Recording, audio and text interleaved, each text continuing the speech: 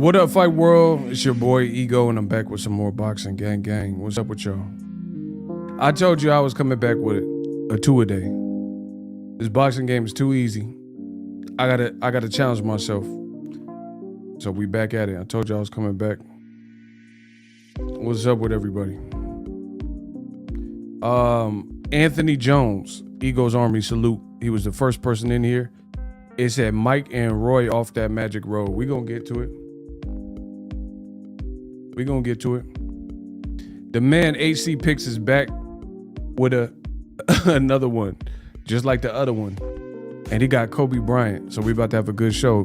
Black Mamba mentality. I told you I need to find challenges in this boxing game because I'm on a Black Mamba mentality. When I get like this, it's too sharp. They can't stop me. Shout out to HC Picks. Let's get it. Shout out to King Grayson. Big Money Ego. I'm Big Money Ego. Okay. Bro, the man HC Picks is glitching out again. Come in, smash the like button. Terence, Crawford, Errol, Spence is on the menu. We right back on top of things like missionary. I said I'm right back on top of things like missionary. You hear me? Isaiah, what's up? HC Picks is glitching out again. He going crazy. He throwing ones like we at the strip club. Y'all better stop. Isaiah, what's up with you? That's my guy. Shout out to Young Brody. Bay Area for life. Bay Area versus everybody. Ego Valley, stay working. Facts. I told you, when you work and you do something you love, it's not work. I don't even have to work. Shout out to HC Picks. He glitching out. I don't even have to work. I get paid for this. Something I love. The sport of boxing. Okay. Diacona in the building. What's up with you? We'll get started shortly. I told you I'm gonna break this YouTube algorithm. I don't care what they talking about. They can't stop God's work. Ride with me. Y'all gotta vibe with me.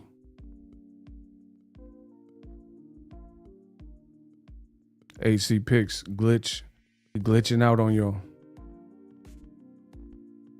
Isaiah said I'm killing the game. Let's go. We just getting started. Cause actually, low key, boxing been slow right now, bro. What was on? Edgar Berlanga biting people. Bro, that man took a bite out of crime, didn't he? Bro, Edgar Berlanga took a bite out of crime. What y'all talking about? Tell me Edgar Berlanga didn't take a bite out of crime the other night. The man bit him like Blackula Dracula for no reason. How you bite somebody and you win in the fight? Like this new generation is different. It's real diffy. Listen, some of y'all looking real iffy. This new generation looking diffy. How you win in the fight and you bite somebody? And then now they suspended him and he been not sued, but he being fined. How you gonna bite someone on the Rican Day parade and you Rican? Like you supposed to be the next coming to Cotto. Cotto wasn't out there biting, like scarfing on people's neck. You see what I'm saying? When you see Miguel Cotto, I am Cotto. I feel I need to bite. Bro, when you seen my boy Cotto take a bite out of crime?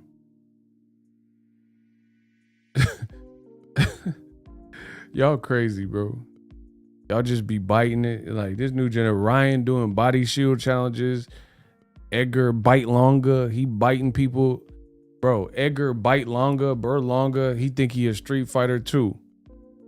That's Blanca. Listen, that's a bar. Listen, I said Edgar Berlanga, he think he in Street Fighter 2. That's Blanca. Bro, that's a bar. Hold on. I told you my mind is different. Kenichi Bear is different. Hibernation headphones in the description is different. Listen, I said Edgar Berlanga, bite longer. He think he Street Fighter 2. That's Blanca. Bro, he think he Blanca from Street Fighter. He biting fools and electrocuting people. Y'all tripping, dog. HC Picks tripping. Edgar Berlanga tripping. Y'all all tripping in boxing. I'm the only sane one. He said he was looking at the clock, bro. He was looking at that clock like Big Ben. I'm like, man, how much longer? He said in the second round. Man, HC picks. Hold on. What?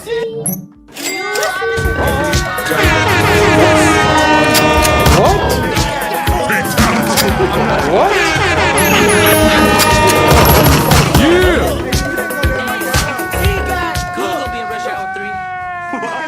Bro, HC picks is going crazy, so I had to go crazy on the boards, on the ones and twos. Bro, I hope y'all wasn't wearing headphones when I just did that in y'all ear. Listen, the man HC picks been going crazy in the chat, so I had to go crazy. So yeah, I pushed the button.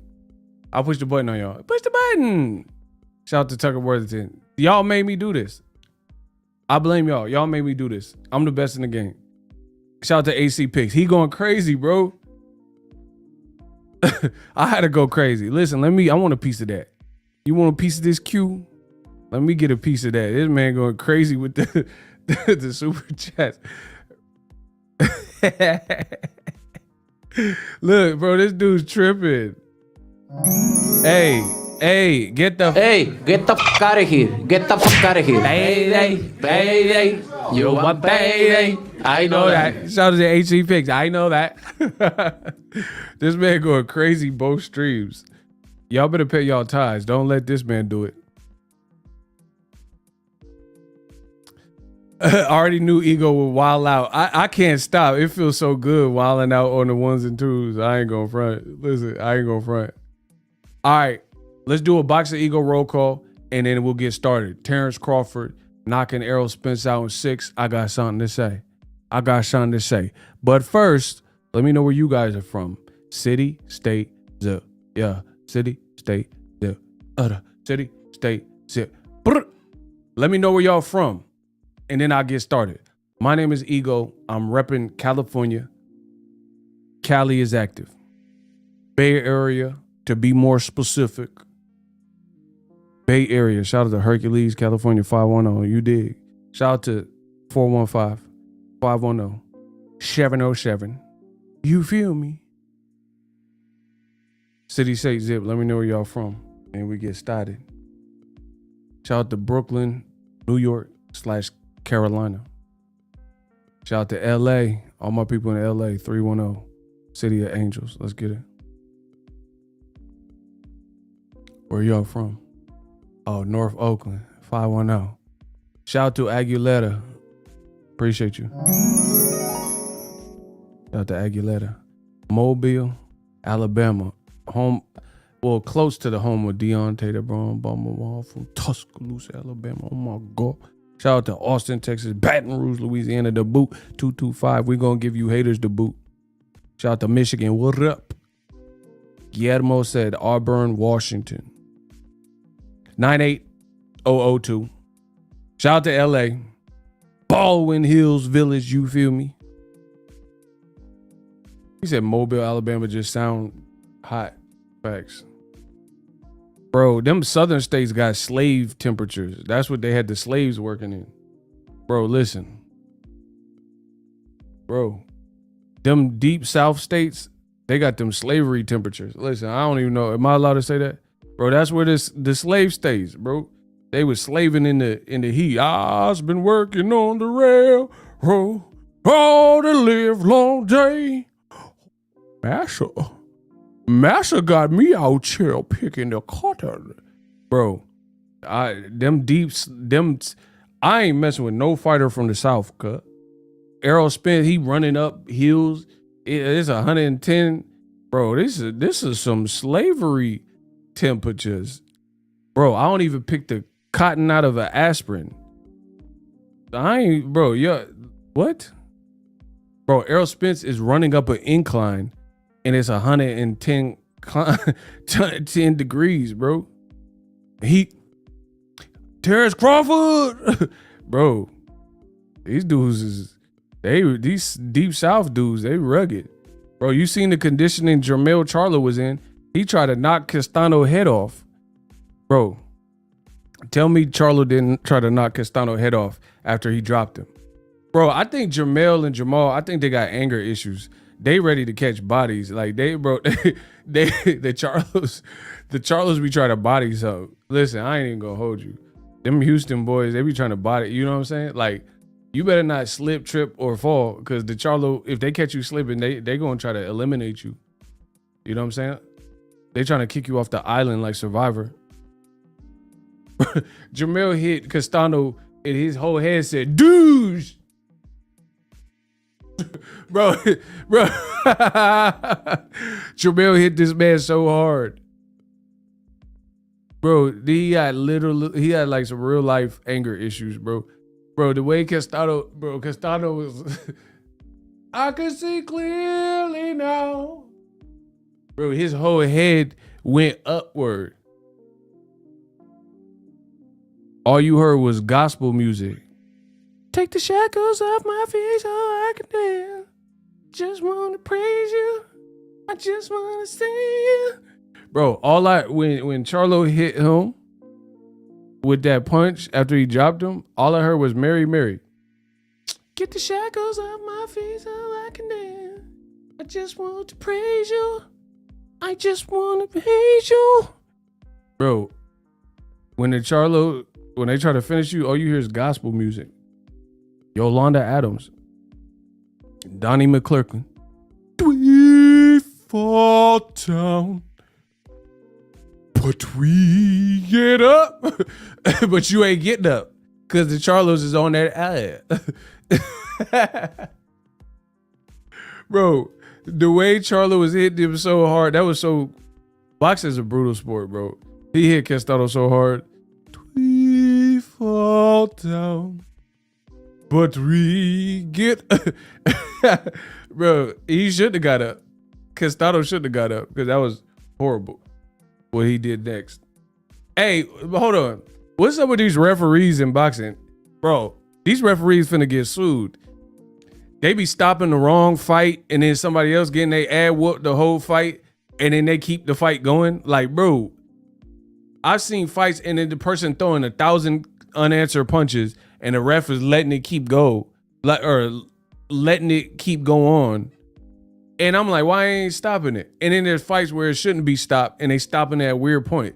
Bro, these referees hurting. They hurting boxing right now. We need some ref training. Can we get some ref training in 2022? Bro, these refs are annoying. Bro, I've been seeing people and they like, fatality. Like, bro, we'll finish him. Why are these refs allowing certain, like, Jermell Charlo versus Tony Harrison. Jack Reese was letting Tony Harrison get decapitated. And they're like, nah, let's keep it going. Let's keep it going. Let's keep the good times rolling. Like we had a party and they pouring liquor and playing music. Bro, this is people's lives. You know what I mean? Jermell fighting Castano, his head like, douche. And then the ref is like, yeah, keep that going. Like he bet money on Charlo. You know what I'm saying? In a certain round. Like, what are we doing?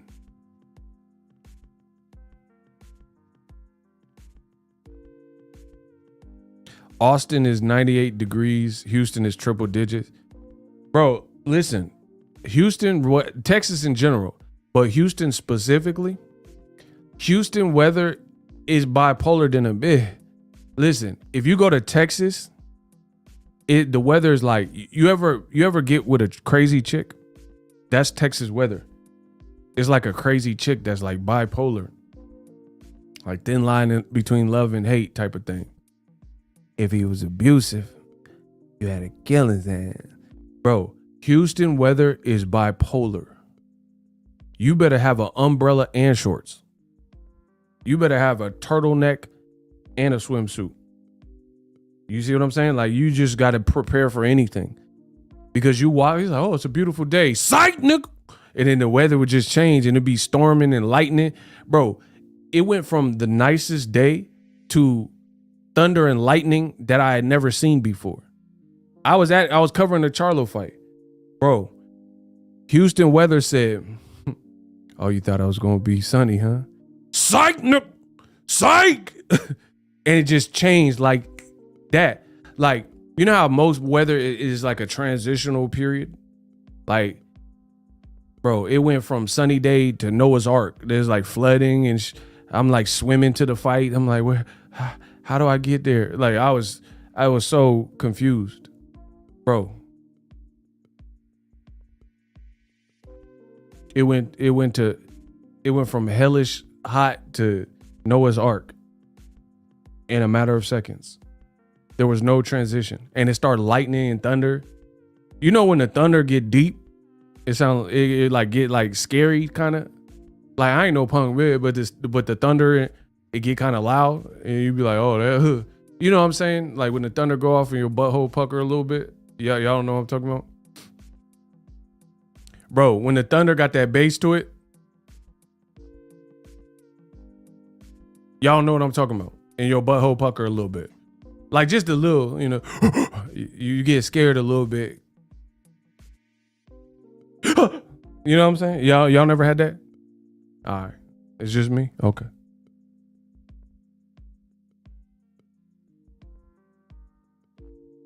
Shout out to Diacone. He know what I'm talking about. By his laughter, I can tell. Y'all gotta get the likes up. YouTube out here playing, bro. Bro, that Texas weather is different. Hey, y'all gotta get the likes up ASAP. I don't know what YouTube think they doing. So y'all ain't never been scared in your butthole pucker a little bit. Just a little piece. Dilate. That's never happened? Butthole turned to Biz Marquee. Rest in peace. And you say he's just a friend. Oh, babe. Y'all never had that? The Biz Marquee butthole? All right. See, I'll be too honest. I just give it to you raw. I'm giving it to you raw.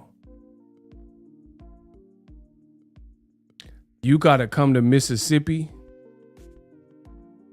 You'll have all 4 seasons in one day. See, them states like that. I'll stick to the California weather. You know what I'm saying? Yeah, you be having tornadoes in Texas and like what? You wearing Daisy Dukes in a tornado breakout. The butterfly, that's let me need it. Like, bro.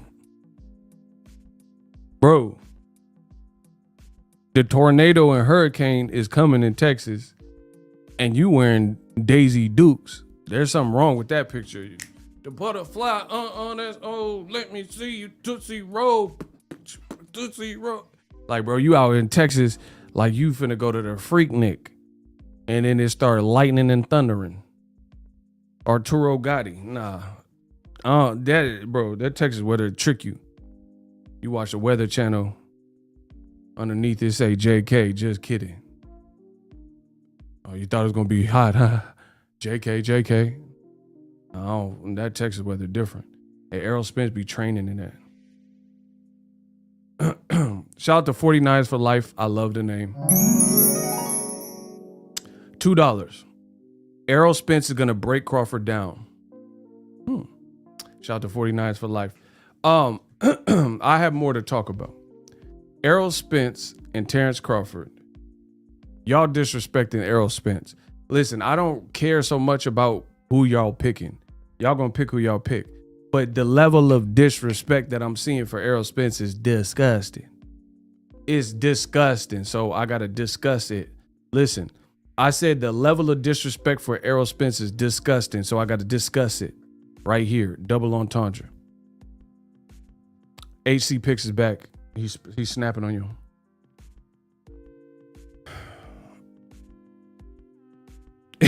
He said, I'm not dealing with no hurricanes or tornadoes. Y'all tripping. Yeah, it's Mother Nature. Y'all ain't got a choice. You live in the wrong area. All right. Mike Tyson says, and I want to pull up the actual quote. He said he picking Terence Crawford to beat Errol Spence. He said Terence Crawford because he gonna beat Errol Spence. The reason why I say Crawford is when you look at the guys they both fought, like Thon Porter. Look at what Spence did to Porter. And look at what Crawford did to Porter. Bro, Mike, what? in 2022, we still doing triangle theories, bro. He said Crawford. I was hoping, for the sake of like the prediction, I was hoping this man is going crazy. Shout out to HC Picks.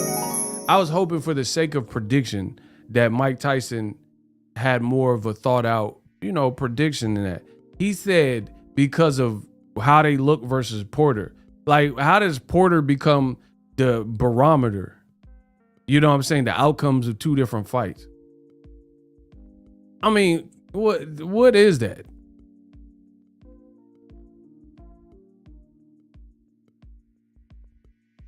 How is a triangle theory going to be the catalyst of why you pick who you pick? I mean, come on, bro.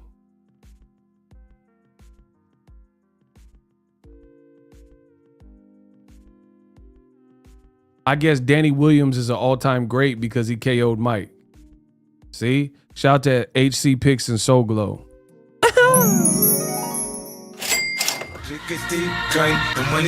I mean, what do y'all think? To me, that sounds insane. Using a triangle theory in 2022 to determine who wins.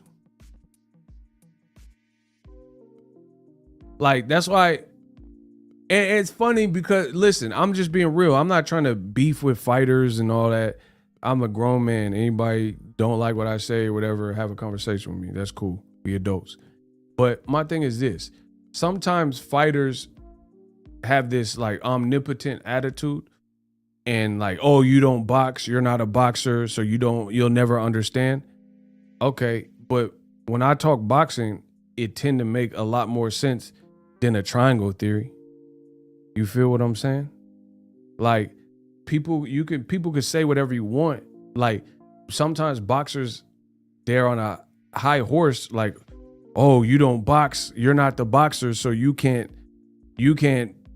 respect the sport or give the right intel. But you could put my talking points against any boxing commentator in the game right now, former fighter, current fighter, champion, non-champion, journeyman. It don't matter. My conversation reigns supreme. I rock rough and stuff with my Afro puff. Rage. Rock on with your bad self. Shout out to AC Picks. This man is going crazy. You see what I'm saying? You could put my commentary with anyone. Robert Garcia, anybody in boxing. Anybody who's talking boxing and match it up. Robert Garcia, he picked, if I'm not mistaken, Mikey to beat Errol Spence. I didn't. That was some easy work. Jose Cito Lopez, if I'm not mistaken, he picked Mikey because he knows Mikey, and he picked him to beat Errol Spence. That was an easy fight prediction for me. I knew Mikey wasn't winning that fight. But you had actual boxers, actual former fighters and champions and trainers picking Mikey Garcia. So it's like, what are we talking about? I can't speak for everyone because there are some people on YouTube that are garbage. What they say, they don't really know what they're talking about. But you know what I'm saying? It got to make sense. Whoever's saying, true fighter, former fighter, non-fighter, whatever. If it makes sense, it makes sense. Shout out to AC Picks. Let's get it, gang. And like I said, in 2022, we're still using triangle theories to try to justify somebody's success rate. That's not good.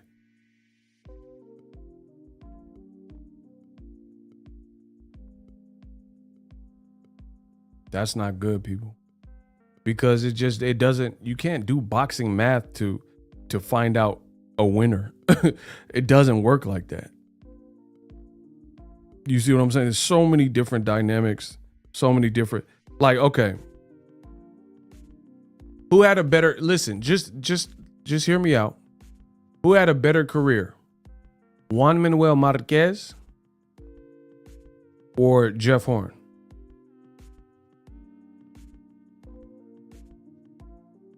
Juan Manuel Marquez, that's a question to you. Marquez or Jeff Horn? Who had a better career, better fighter?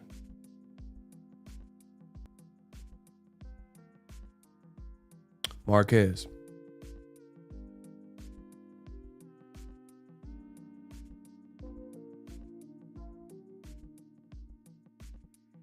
Marquez, hands down.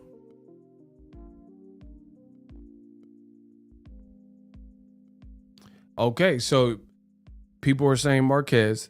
So using triangle theory type logic, Jeff Horn beat Pacquiao, which he really didn't beat him, but they said he beat him, and he only had 15 fights. Marquez lost to Pacquiao 2 times, had a draw with him once, and then knocked him out. So are we now going to say that Juan Manuel Marquez is not a better fighter than Jeff Horn because Jeff Horn allegedly beat Pacquiao? That you see how dumb this conversation would sound? That would sound so foolish for you to try to position Marquez as if this Australian dude, Jeff Horn, is better than him. You see what I'm saying? And here's another reason. Shout out to my man Kenichi Bear. My boy Kenichi out here. That's why all the logic of a triangle theory doesn't work.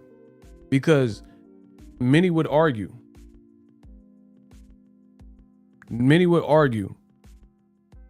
Let's peep this. I got more work. This is easy. This is easy for me. Teofimo Lopez beat Lomachenko. Lomachenko lost to Teofimo Lopez. The very next fight, after riding the wave of beating the great Lomachenko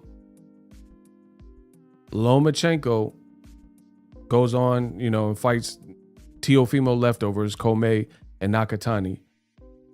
Teo moves on for his first title defense, and he loses and gets dropped to George Kambosos.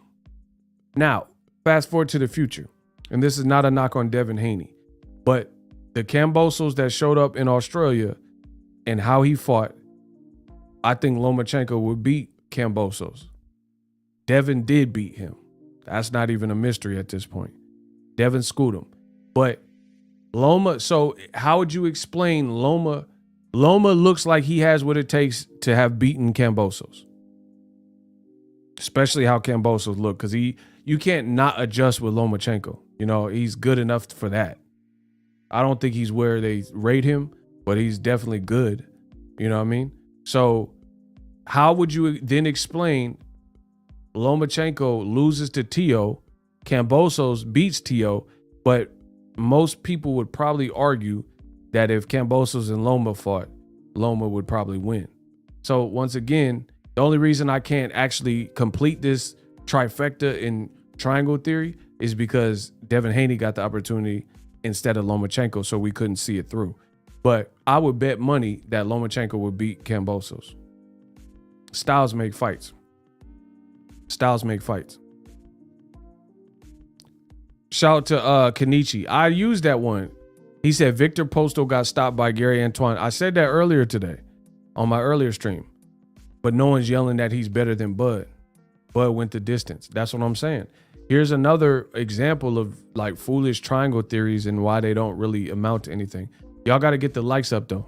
Let's go. We cooking. Terence Crawford took 6 rounds to beat Thomas Delorme years ago. Jerron Boots Ennis stopped Thomas Delorme effortlessly in 1 round, and he couldn't even get up. He couldn't, like his legs was done.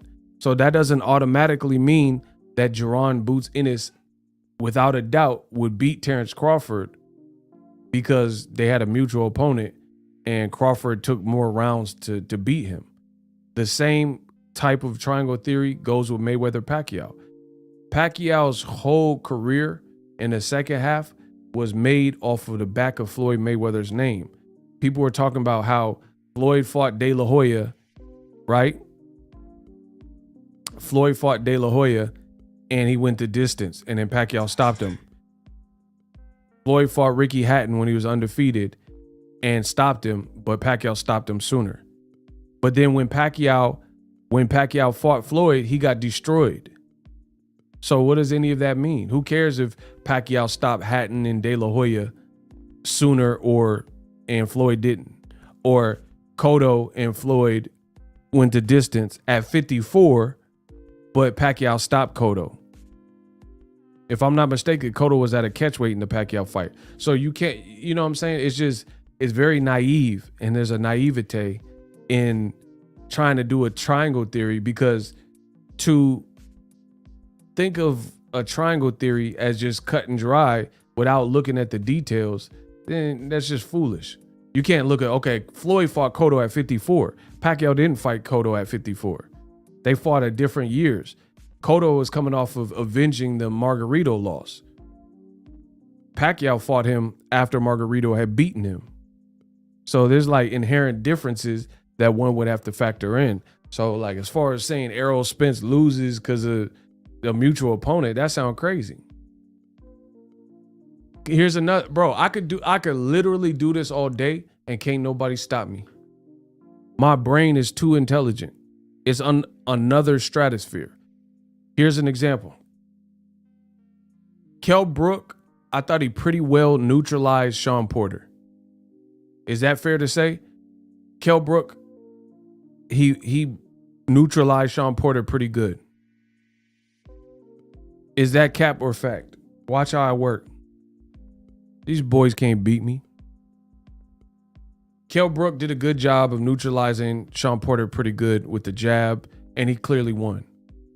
Right? Is that cap or fact? We got to crawl before we can walk. Is that cap or fact?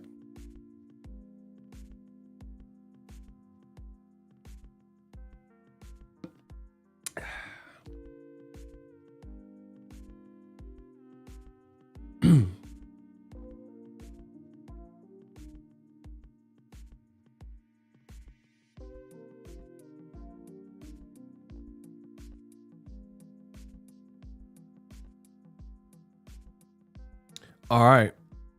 So when Shawn Porter fought Kell Brook pretty well neutralized and beat him with the jab, etc. Right?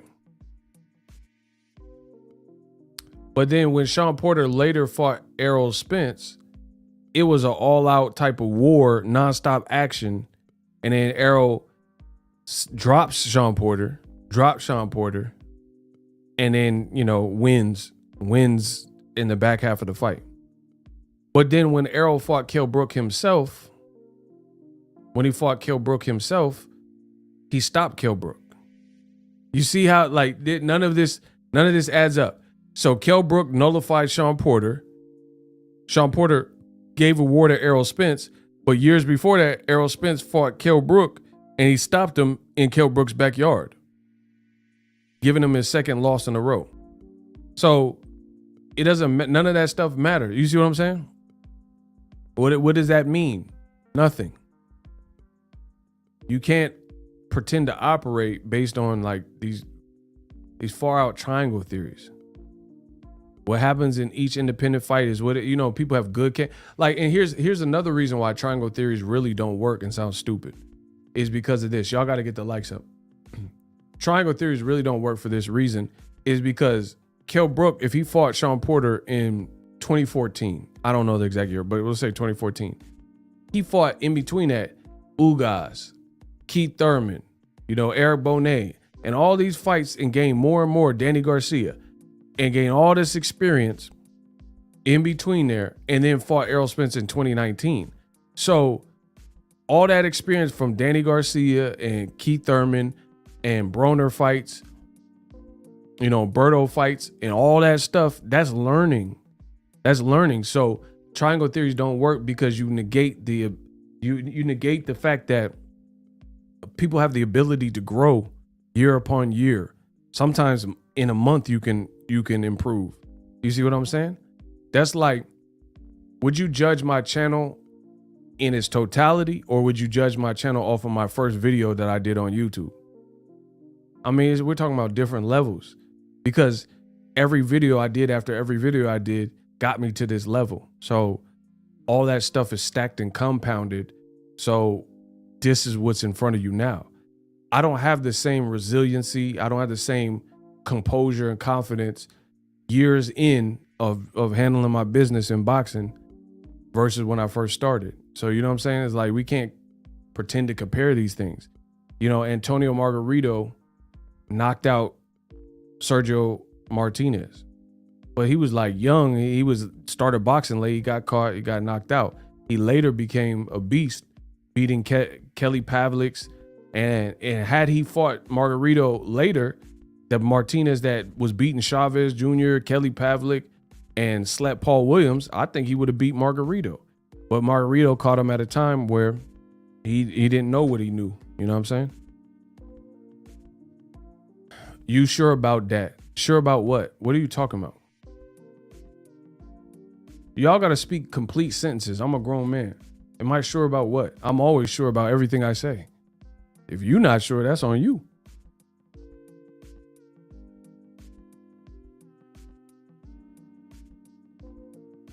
Kenichi is a fighter. He said, I've stopped fighters that beat me up years ago, but I'm the only one that stopped them. See? That's what I'm saying. Bro, boxing don't work like this is what I'm talking about with experience. Let's look at David Benavidez. David Benavidez had a tough fight with Ron Gavril and got dropped. But then he came back in a rematch and slaughtered him. And then now this current version of David Benavidez, does anybody believe that Ron Gavril would give him a competitive fight in 2022? You see what I'm saying? Bro, things happen how they happen and when they happen. Just because someone catch you lacking at a particular point don't mean that's always going to be the case, because again, you negate the ability to learn and absorb knowledge and information and improve from it. You see what I'm saying? Like, that's why people talk about, oh, Errol Spence got rocked by Lartney. Who cares? Oh, Canelo got rocked by Jose Miguel Cotto. Who cares? Because he fought Cotto's better brother years later, and where he was at that stage, he didn't get rocked by the better Cotto. So who cares if he got rocked when he was 19? You see what I'm saying? So a lot of the commentary from legends I like and respect. When it comes to Errol Spence and Crawford, I'm not a fan of, because I don't really understand. Like, it's like, my thing is this. Here's a great way to put it.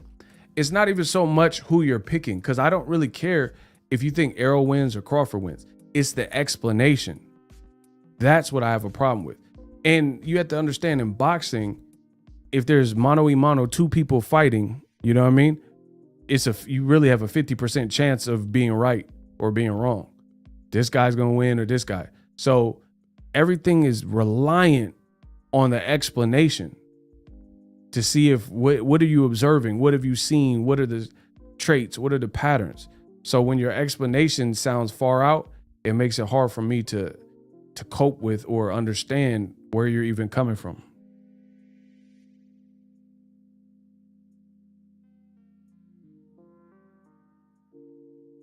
Errol Spence can't hang with Crawford. I mean, that's your opinion, but you're not saying that. There's no breakdown to it. You're just saying, bro, that's what I'm saying. Get these fans out of my face. I don't care about no fan like that. Like, if you're just saying an outcome, anybody could do that. Anybody could just say an outcome. Listen, that's why these dudes don't get no income, because all they do is get on here, bump gums, and say outcomes. That's a bar.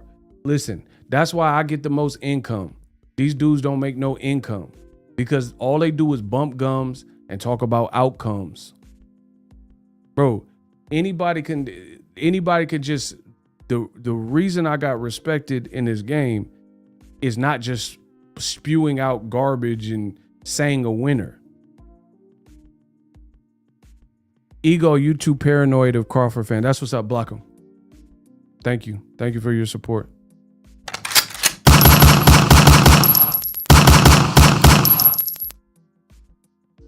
Lord of the Rings, that sounds stupid as hell. He said, yeah, I said it. I don't care if you said it. You getting blocked for it anyway. You can say it all you want, but you a bub and you get blocked. Block him. Sailor Room. You named after a little kid show. He said, yeah, I said it. I heard what you said. You still getting blocked. I don't care about that. He said he doubled down. Yeah, he about to be doubled down when the shooters get him. Shooters, remove Sailor Moon or whatever his name is. Room. Bro, I don't care about outcomes. I care about like the breakdown of how did we get here? It's like in math, they make you show the math problem. You can't just have the answer to the equation. You could have cheated and looked at someone else's paper. Bro, and what's this other fool? Lord of the Rings? Bro, you talking about Crawford using footwork that he used against Postal. Bro, I went to that fight. That was what was that, 2016? Bro, y'all don't know about boxing. Just face it.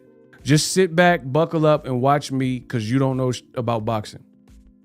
Bro, why would your example be Crawford in another division in 2016? Why not use, he's been at welterweight since Jeff Horn. Why not use something more recent in his current division? Why would you pull from the Gamboa fight? Why would you pull it from the Postal fight in Thomas Delorme fights?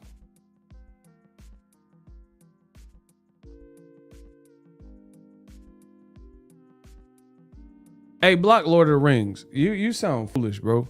I'm tired of seeing your stupid comments. All Crawford got to do is run from Spence and beat him easily. But that's not even Crawford's demeanor to run. Man, get him out of here, bro. We gotta establish some order. Same strategy, weight classes don't matter. Oh yeah, he lost it. Weight classes don't matter, huh? Then why is Mikey Garcia, why are people pitying him for losing to Errol Spence? Why are they like, oh, Errol's too big if weight classes don't matter? Man, get this man out of my chat. I told you, this is for the acquired taste. This is for like advanced listeners. I'm not here for these little babies. If you don't know boxing, just shut up and listen to Eagle's Army. We gonna set you straight. You just saying whatever. Bro, why wouldn't you use characteristics of Crawford from recent fights? Why would you go to the Victor? I went to the Postal fight. Bro, you know how many times I've been back to Vegas since that time?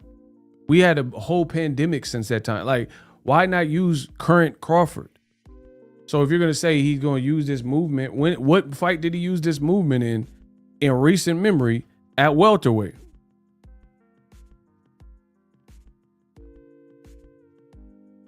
Y'all sound crazy. Y'all got to make stuff make sense. The moment you can make sense, then I'll be like, aha, I get it.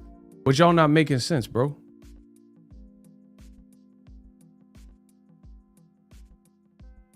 Bro, when did Crawford run in the fight and use all this footwork movement stuff that y'all talking about? That's not even his bag. That's not even his bag. So it's like, I could tell you don't know what you're talking about. Crawford is an aggressive boxer puncher. That's cat-like. That's his bag. He not this runner or whatever you talking about. Y'all just be saying anything. Shout out to DJ Moore, my man. $5 in the Cash App. Let's go. It's your boy Mo Pressure. This is for your grind. Absolutely. Shout out to Mo Pressure. Let's get it. Yeah, man. Like, my thing is this. Like, I swear I'm so sincere. I don't care who you pick. But you got to pick somebody and make the talking points make sense. Listen, this is what kill him. This is what kill him. Who has a better resume? Spence or Crawford? Baby steps. Who has a better resume? From the start of their career to now, who has a better resume? Put Spence, S for Spence, or C for Crawford. S for Spence or C for Crawford. From the moment they turn pro to 2022, who has a better resume? S for Spence, C for Crawford. Don't type the whole thing. Just put S or C. Just type a S or C. Keep it simple. Use the same jargon that we all using. Don't use the whole name. Don't use his first name. Don't try to do your own thing. Y'all don't listen. This is what's wrong with boxing. Y'all don't listen. People just, no, I want to do my own thing. I'll say Errol, bro. S for Spence, C for Crawford. Okay, everybody in chat just said Spence got a better resume. So that's what I'm saying. Errol Spence is being disrespected. Everybody's voting is saying Spence got the better resume. That doesn't necessarily mean that you absolutely win, but the level of disrespect is unmatched. How could we say a guy has a better resume, but then also pretend the guy that has a better resume has no chance? Bro, y'all sound stupid. Y'all sound sick in the head, and that's just that. Bro, every single person that voted said Spence got a better resume. So once again, my question to you is very simple. I ask direct questions. Give me a direct answer. That's all I want. If everybody who voted says Spence got a better resume, then if that's pretty much fact and law, then how is nobody boxing legend wise think he has a shot, but everyone knows he has a better resume? That's what I'm asking. And then when you have like Mike Tyson, for example, he broke down Crawford wins, and his logic is one guy stopped Porter and one guy didn't. I mean, this is insane, bro. And you wonder why boxing doesn't grow. It doesn't grow at a rapid pace because this is what's out here. Bro, has anyone ever thought, other than the king of boxing talk, Boxing Ego, has anybody thought that maybe the Spence fight took something away from Sean Porter and he wasn't the same? Because let's unpack this. What I'm saying is not that crazy. Spence fights guys and they take 8 months to a year off. That's a reality. Leonard Bundu has not fought since he fought Spence. That's a reality. Danny Garcia has not been back in the ring since December 5th, 2020. Yes, I know he's fighting Jose Benavidez, but he hasn't been back to the ring as of me recording this video live. So December, I'm not the smartest brother in the world. December 5th, he was not injured in the fight. Errol Spence eye fell out or whatever happened, and then he came back and still fought Ugas, a champion, before Danny Garcia's been back in the ring. And one man had an injury that could have impaired his eyesight and came back before Danny Garcia. And then now all of a sudden, Danny's not even in the same weight class anymore. So he finally made the jump to 54, but only after Spence did what he did. Now he feels it's the time. You see what I'm saying? Guys take long layoffs after Spence. Algieri, bro. Spence beat him so bad, he wrote a cookbook. He was out the ring making cookbooks. So if you want to make some split pea soup, ask Algieri. You want to make a chicken pot pie, you better get his book. If you want some Ezekiel bread and avocado toast, holla at Chris Algieri. Bro, you got punched up by Errol Spence so bad you wrote a cookbook. You got cooked so bad. Errol the Chef Spence Jr. chefed you so bad you wrote a cookbook. He's like, man, I gotta put this recipe. Errol really did it in on me. He souffled my ass. Bro, what y'all talking about? Y'all don't know boxing. Bro, the man made him make a cookbook. If you want some beef strogie, then holla at Errol. Fight Errol. If you want to make a cookbook, you want to learn how to make al dente noodles and beef stroganoff, you want some beef strogie, then fight Errol Spence. He'll put you out of commission. His mission is to put you out of commission. Listen. Shout out to VVS Diamond. What up? That's my guy. Shout out to VVS. He gonna drop 10 on me. Okay. It's okay. Bro, Errol Spence cooked him, put him on the oven, 450. Bro, listen. Black people, listen to me. Black people gotta do better. Black people, they don't care what the recipe called for, the oven on 450. Why do black people just put the oven on 450 automatically? It don't matter if you making a DiGiorno pizza, you making some veggies, some roasted Brussels. Black people just gonna put it on $4.50 no matter what. Hungry man dinner $4.50. Black people ain't gonna adhere to the recipe. Black people just put it on $4.50. Man, it's over. $4.50 on everything. They talking about Lil Wayne and Juvenile. Yeah, Juvenile have 400 degrees on. I gotta put it on 450. Yeah. Bro, black people know two temperatures, 425, 450. Let's get it, gang, gang. Bro, they talking about Juvenile had an album called 400 degrees, so I'm gonna keep it on 425, 450. Bro, if you black, you use 425 or 450. That's it. It don't matter if you making a cake, whatever. It's 450, 425. Gang, gang. Shout out to VVS Diamonds. Isaiah said 475. Oh, he trying to burn. Bro, this man tripping. He gonna put it on 475. Bro, this man think he in backdraft. He gonna put it on 475. Hey, listen, shout out to my man VVS Diamonds. I know y'all see it. The money goes into my baby.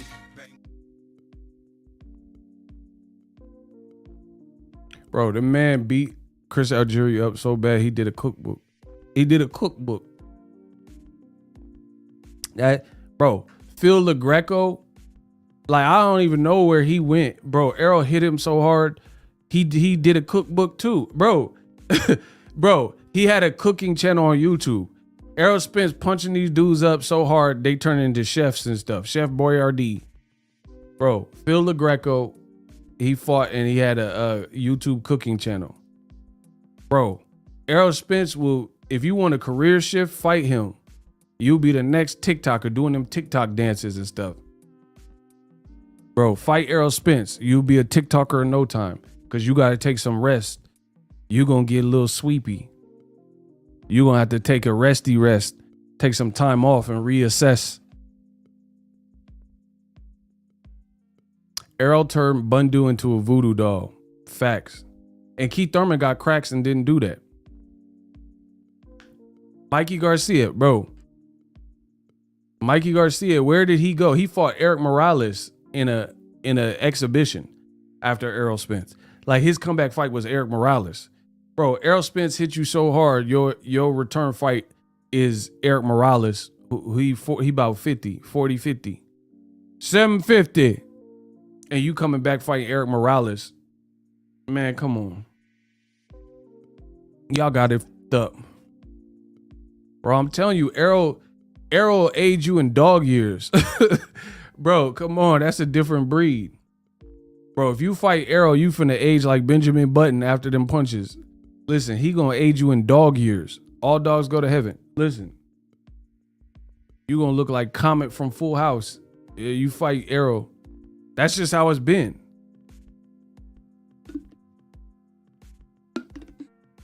Bro, true question. Name somebody that fought Errol Spence. Bro, I'm going to teach y'all a lesson. I'm the kid with the golden voice and the most bars. I got a true question. Bro, listen. I said I'm like Usher. I got a confession. The kid with the golden voice and the most bars. I got a true question. Y'all want to learn? I'm going to teach you this lesson. Name somebody that fought Errol Spence in the last 5 to 7 years and their career got better.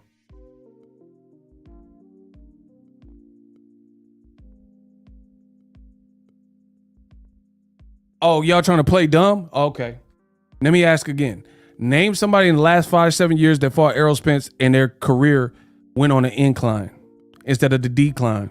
Listen, I ain't got to say it again. I ain't got to rewind.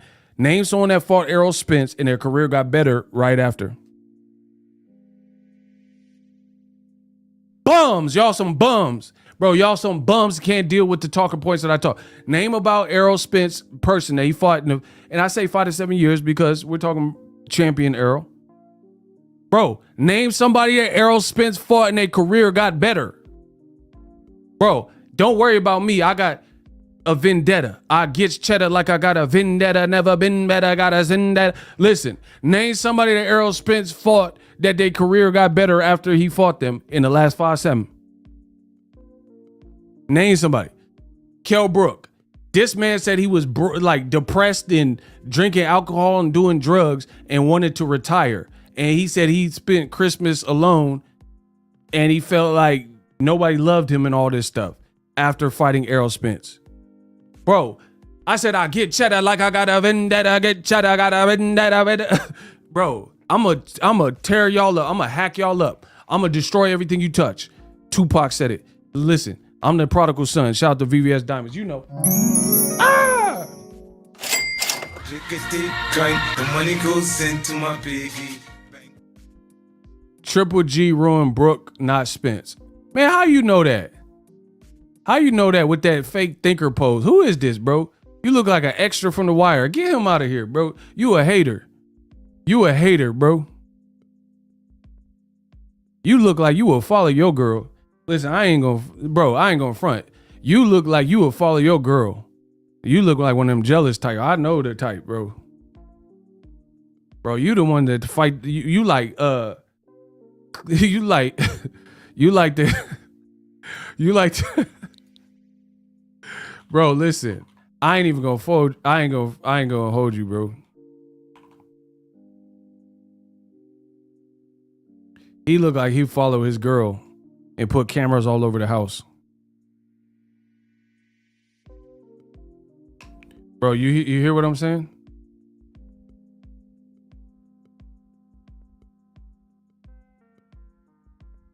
He gonna put cameras all over the house so he know her every move.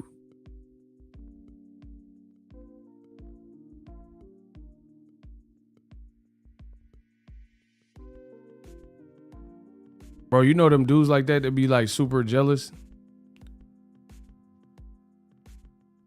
He one of them.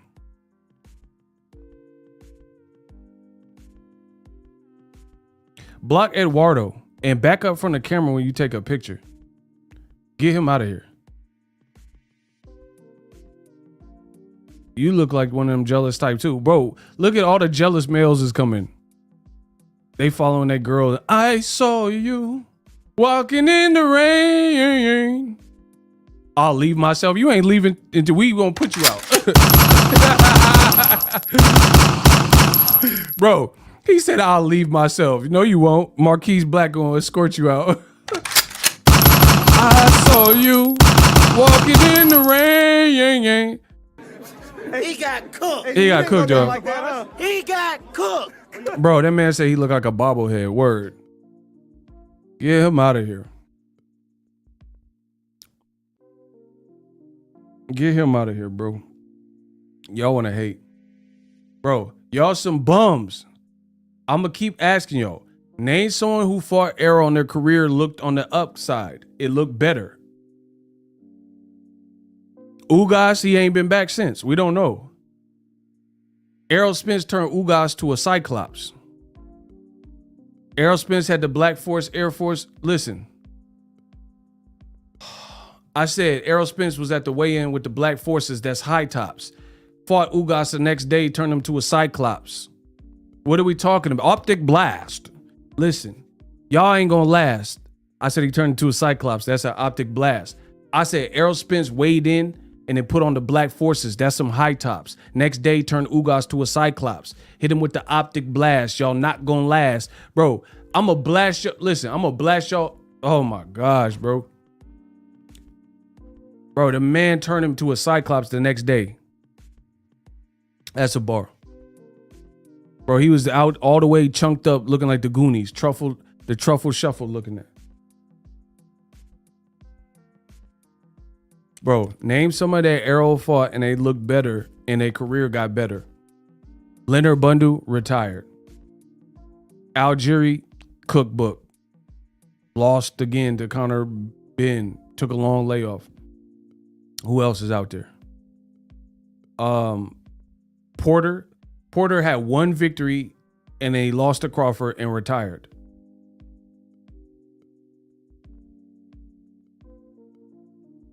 Bro, I'm telling you, Errol depletes you. I will eat you and Errol deplete you. Danny Garcia, long layoff. We don't even know how he gonna look till he fight Jose Benavidez. And Jose Benavidez, his leg, didn't look all the way there in his last fight, just to be honest.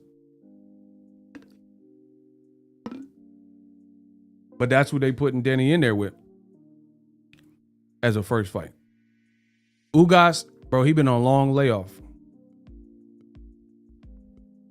Bro, Ugas is engaged, his girl bad, and the Errol Spence put the engagement off.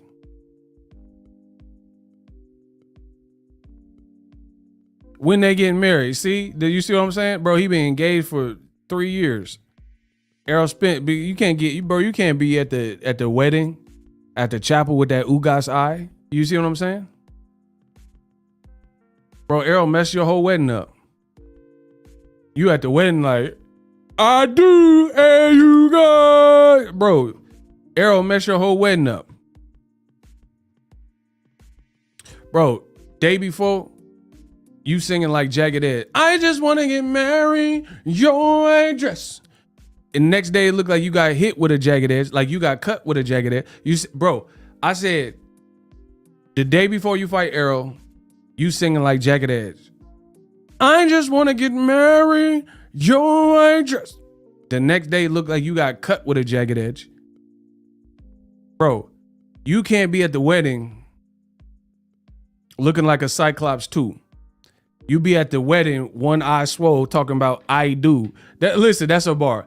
Listen, I said you can't be at your own wedding looking like a Cyclops 2. Be at the wedding talking to the priest, talking about I do. That's a bar. Listen, that's a bar. I'm hitting y'all with bars. Bro, listen, I said you can't be at your own wedding walking down the aisle looking like a Cyclops 2. Priest asked you to say your vows. You talking about I do. Bro, that's a bar. Listen, stop playing with me. Bro, he's saying I do at the wedding. With the eye all swole up. Looking like Martin versus Tommy Hearns. What y'all talking about?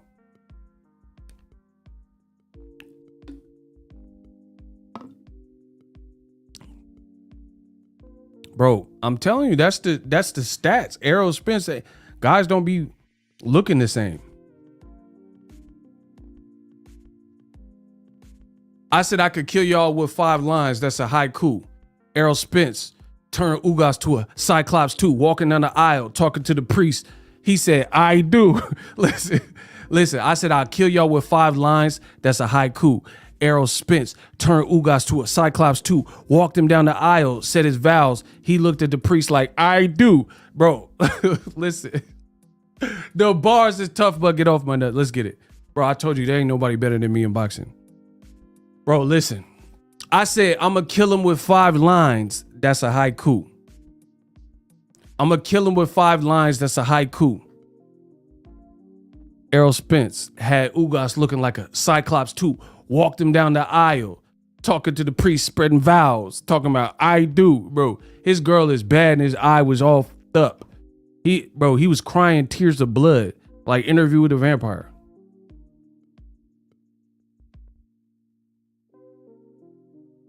Ego, do you prefer Errol over Crawford? Answer that. Block him. You don't tell me what to do. Who the f is you? Get him out of Nosferatu or Nostalgio. You gonna be real nostalgia when we block you. You don't tell me what to do. You know that. He said, answer that. Yeah, okay, we'll see if I answer that. Block him. Man, my shooter's gonna squeeze on him. Bro, get him out of here. You don't tell me what to do. That ain't never gonna happen. You just sit down and watch and enjoy the show. Isaiah, he talking about answer this. Answer me. Nope. His name is Nostalgio or something. Bro, that sounds like a Pride cologne. When I'm feeling rather zesty, I use Nostalgio. Ah! Bro, listen, if y'all want to get the new Pride cologne, it's Pride Month. Listen, shout out to all the gay people that watch me. It's Pride Month. My man got his new cologne rocking. When you feeling kind of moist, you feeling kind of zesty. Sometimes you feel like a nut. Sometimes you don't. Use nostalgia. I use nostalgia.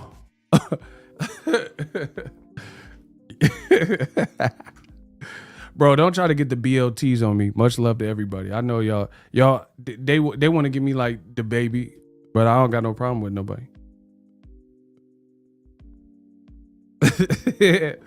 I use nostalgia. Bro. First there was Giorgio Armani. Now there's nostalgia. Yeah. I feel kind of moist. I use nostalgia. I can't believe it's not butter. Ego Cosby. Nah, y'all ain't gonna put that on me. What I do? How am I the new Cosby? I would like to talk about Errol and the pudding and the Terence bud. Smoke a little bud with the Quaalude and the drink. You see, the pudding. Bro, how am I Ego Cosby? Y'all just be saying everything.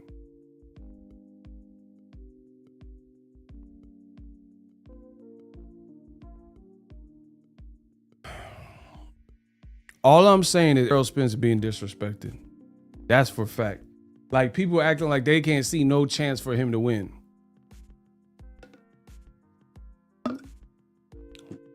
That's crazy.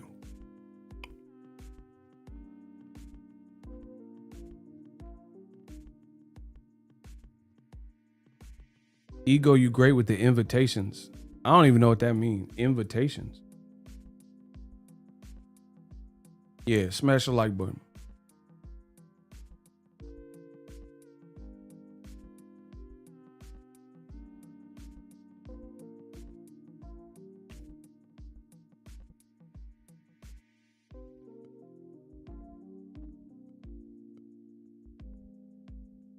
Y'all just tripping out.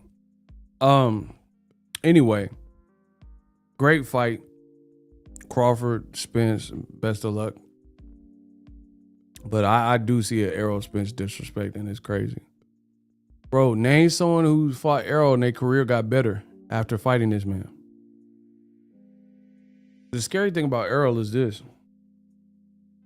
They talking about he was on 20%, 40, 50, 60, 70%. He admits that his weight, he didn't get his weight in check before the wreck. If he's beating guys up like he was doing, and he wasn't at his bit, like, bro, I promise it makes sense if you allow it to. Just hear what I'm saying. Errol Spence has had complications.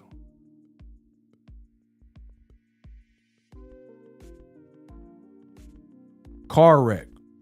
Could have took him out. Eye injury. He says going into Danny Garcia camp, he was 40 to 70%. Derek James said one number, he said one number, so whatever, somewhere around there, right? He's had complications. He also was probably partying and not watching his weight before the wreck. So guess what? I'm not making an excuse. I'm just telling you the history. If Errol Spence was doing all this stuff and whooping guys in the way he was doing it, then it's pretty safe to say that there's a chance we haven't seen the best Errol Spence Jr. because he hasn't been showing you the best Errol Spence Jr. If you're gaining 1,000,000 pounds and you weighing 190 and having a fat camp, there's no way you can show us the best version of you because you're having a fat camp. Versus Terence Crawford. Terence Crawford has not had no eye injuries that are public that we know of. No major injury. I'm not saying he's never had an injury, but he has never had no like decipherable, discern public injuries or whatever. He's definitely not in the lane of having fat camps. How do you have a fat camp? He's always in shape. Every time I've seen Crawford, he's been in shape. You know what I'm saying? Or somewhat of shape or whatever, right? Maybe not fight shape, but he's in shape, right? So that's something to really think about when you're assessing this upcoming fight is if Errol hasn't been the full percentage and he's still undefeated, you might see some, as Errol continues, you might see some crazier stuff.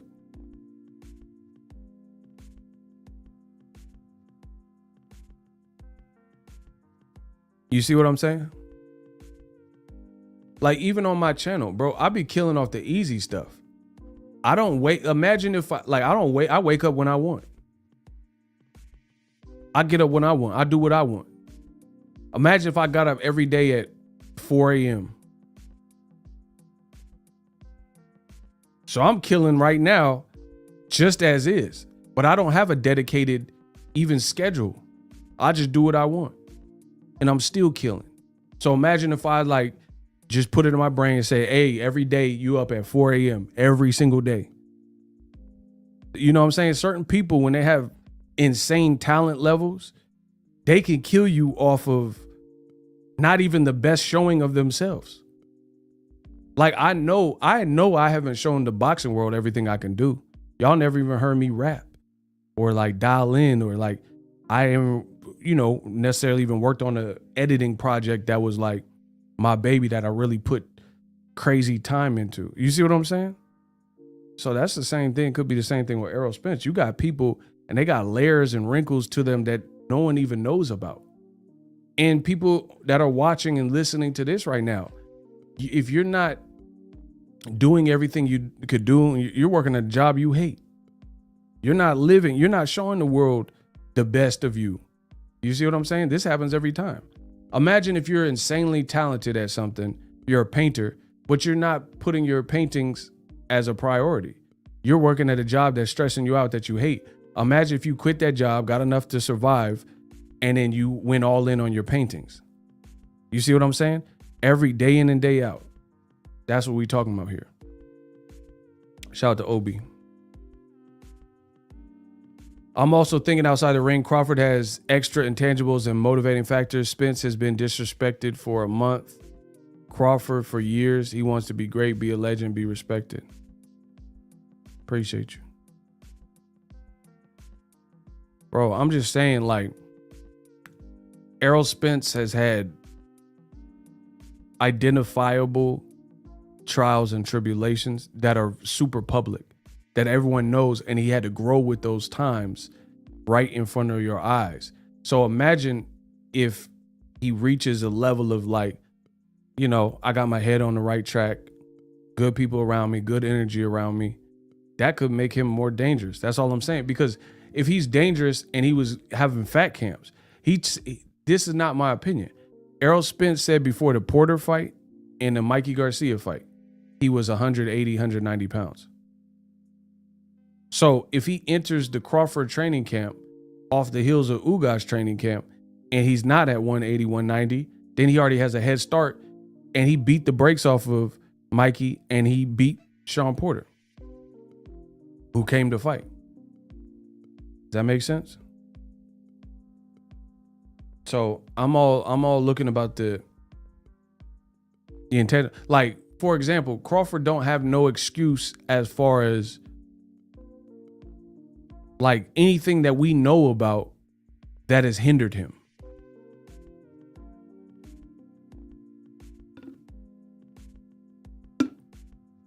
Man, y'all really showing homosexual behavior with Errol Spence. That's what's up, Blockham. You never know. It's Pride Month. You never know who's gonna pop in. So yeah, he had a random message about homosexual behavior. I don't know where that even came from. We're talking boxing, and he's talking about different sexual preferences. I mean, you just never know who's gonna pop in during Pride Month. Shout out to Marquise. So anywho, back to what I was saying, which was far more important. Smash the like button.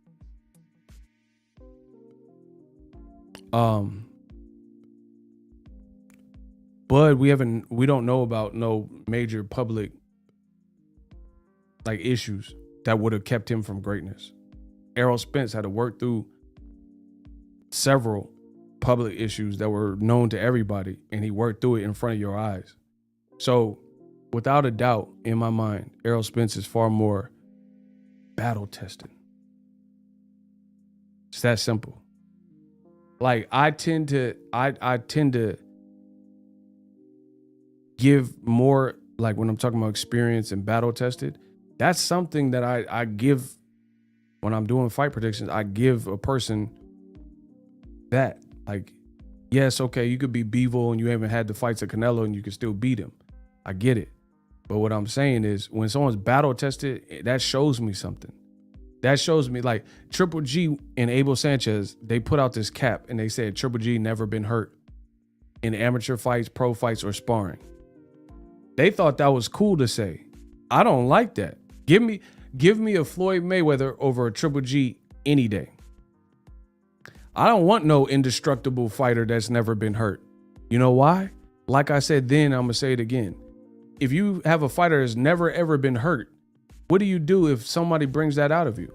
If somebody finds a way to crack that chin and put a chink in the army or the armor,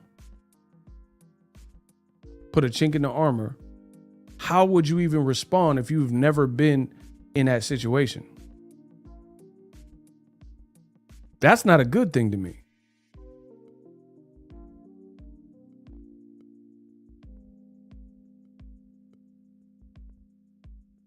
I would never want that. I don't want no fighter that incapable of being hurt.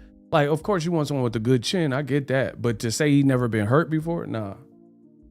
Because what do you do when you do get hurt? Bud got shot in the head. What does that got to do with anything? We all know that. That's common sense. What does Bud being shot in the head have to do with anything? Y'all just be saying anything. Bro, what does getting shot in the head have to do with boxing? That's very unfortunate that Bud went through that. But what does that have to do? Why did you even say that? He thought he was cooking too. Why did you tell me that?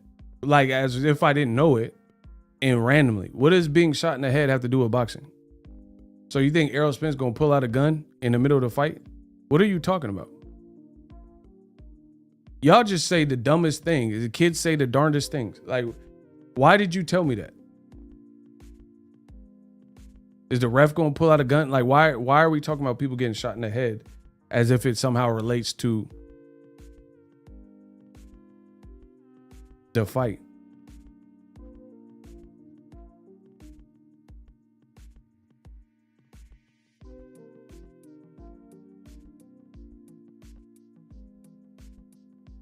Prince Savage, he said they had no logic to it. Facts.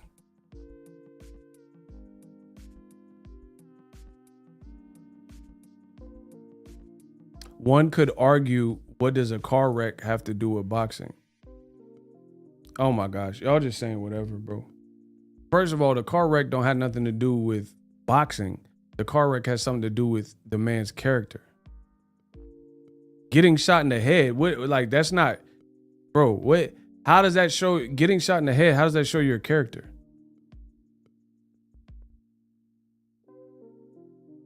Brah, you talking about facing adversity, so that was an example. Bro, but if you get, oh my gosh, bro. If you get shot in the head, that's more luck. Because if you get shot in the head, you get shot in the wrong place, it don't matter who you are. So Bud is lucky from that. You know what I'm saying? He's lucky that it wasn't something crazier. And same thing with Errol Spence. He's lucky that it wasn't fatal. But I'm talking about Errol Spence's character because he flew out of a car and took a tune-up. You talking about Bud getting shot in the head before anybody even knew who he was. He didn't come back and fight a Danny Garcia after being shot in the head. So what are you talking about? Y'all sound stupid. Like, y'all really want to insult my intelligence and you sound stupid. Bro, one guy got in a car wreck. Shout out to Melissa. One guy got in a car wreck, right? And then came back in real time. We knew who Errol Spence was. We all heard about the car wreck. Everybody like, oh man. And then battled that and then came back and fought Danny Garcia. But Crawford, he got shot in the head. I'm sorry to hear that. But he didn't come back and fight Danny Garcia or anybody of the sort after getting shot in the head. And it wasn't, we all found out Bud got shot in the head after he had already healed. Unless you're part of his crew or, you know, in Omaha and you like were dealing with it with him in real time. But majority of us found out about that on the HBO specials and stuff. So that y'all sound stupid. Listen, this is a microcosm of what happens in life. Sometimes people hear what I say and they want to compete. You can't compete because you're not doing things for the same reasons. When I say stuff, there's a reason why I'm saying it. If you're trying to go tit for tat with me, you don't even know why you're saying what you're saying. I know why I'm saying. I'm bringing up a valid point. Errol Spence in the public eye flew through a car. People were like, oh, you were drunk driving. He was being judged in real time. He was being judged in real time. Oh, you're a dumb ass. You're a da-da-da-da-da. Oh, how irresponsible of you. Oh, you got a DUI. Oh, you could endanger people. He's being judged and prosecuted and having to do with the financials and the court stuff of it and the physical therapy of it, and then coming back and fight Danny Garcia. In real time in front of you. So to me, that's an example of showing someone's character. Bud Crawford got shot in the head and no one knew who he was. So I'm glad he made it and persevered through his situation, but he wasn't in the public eye like that when he got shot in the head.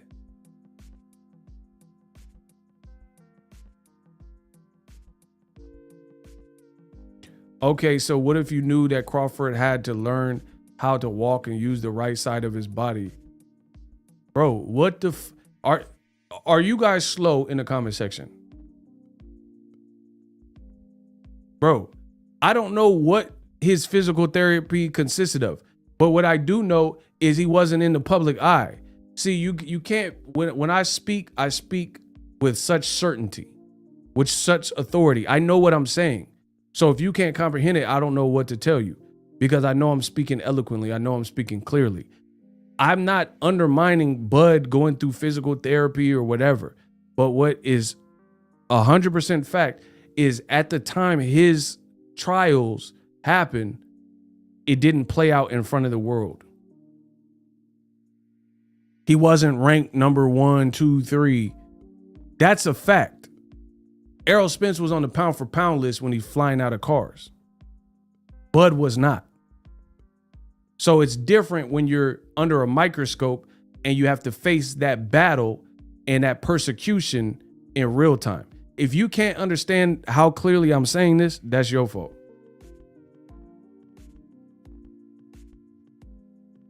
Ego, you should respect Crawford was shot in the head. That takes skills and courage. It takes skills and courage to get shot in the head. Block these dudes, bro. This man, listen to how idiotic they sound. He said I should respect somebody being shot in the head because it takes skills and courage. Like, bro, that doesn't even make sense. It don't take skill or courage to get shot. What? Oh my gosh. I must be the greatest. Bro, he said I should respect it because it takes skills and courage to get shot in the head. Y'all sound dumb as hell. Man, make the fight. Make the fight. I can't wait. He said it takes skills and courage. Bro, there's a lot of people get shot. That doesn't mean it's skillful. Like you trained all your life to get shot. What does that even mean?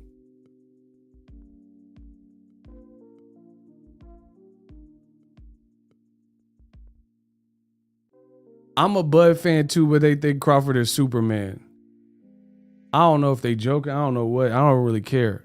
They can joke for free. I'll get paid every step of the way. So I don't care what they doing. Bro. Whatever. Bro, I am here to tell you I love your self-confidence. Keep it up. Let's go.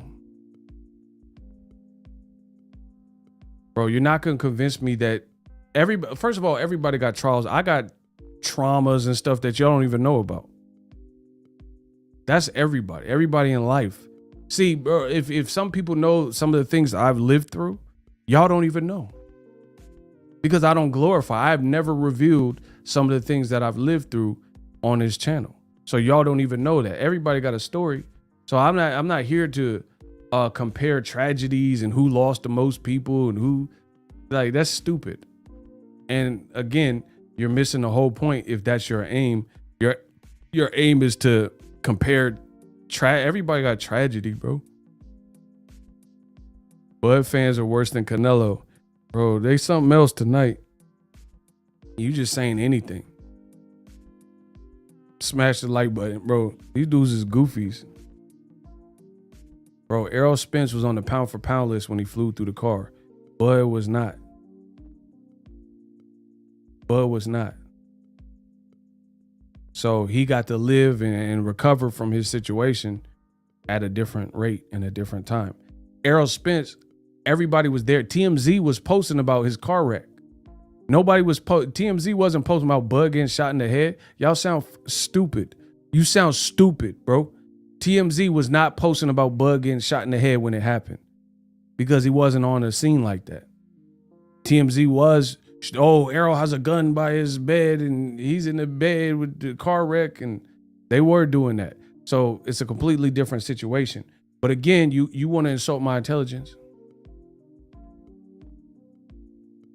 Y'all trying to compare, you can't compare to what I'm talking about. And it's not a comparison for just who lived the worst life and woe is me.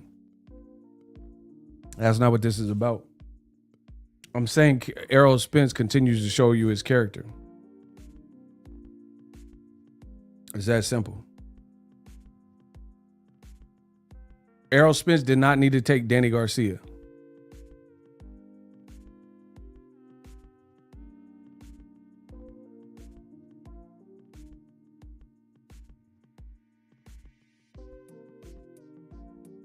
After the wreck.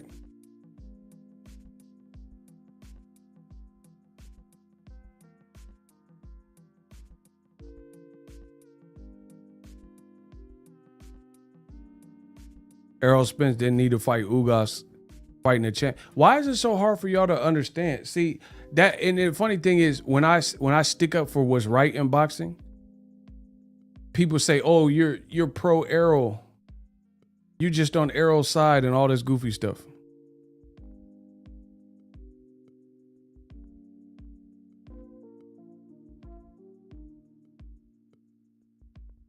Obi, you sound stupid. You about to get blocked. You about to get blocked, bro. You sounded real stupid. It's not irrelevant. How is it irrelevant when you live through a negative, something that happens at the point where you're at the height of your stardom and you have to face the music in real time and then come back to your career? How is that irrelevant? Like, so that doesn't matter? That doesn't put added pressure on you? So you think somebody who's going through the worst of times, if they were a celebrity and everybody knew about it, that doesn't change or heighten things? Man, y'all sounding real stupid. Make the fight so I could see it and we could be done with this.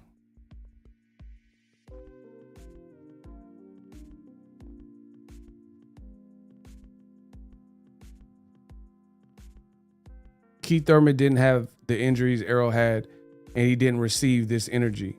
Facts. Yeah, and he was taking all them breaks.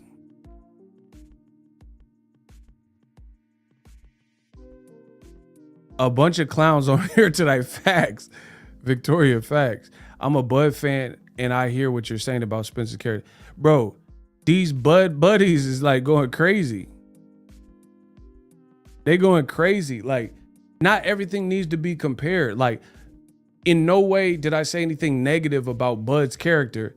Bro, y'all are some sensitive, insecure babies in the comment section because you can't stand the fact that I'm giving props to Errol Spence. So like the beta males that you are, you're finding some lane to try to make it about Bud.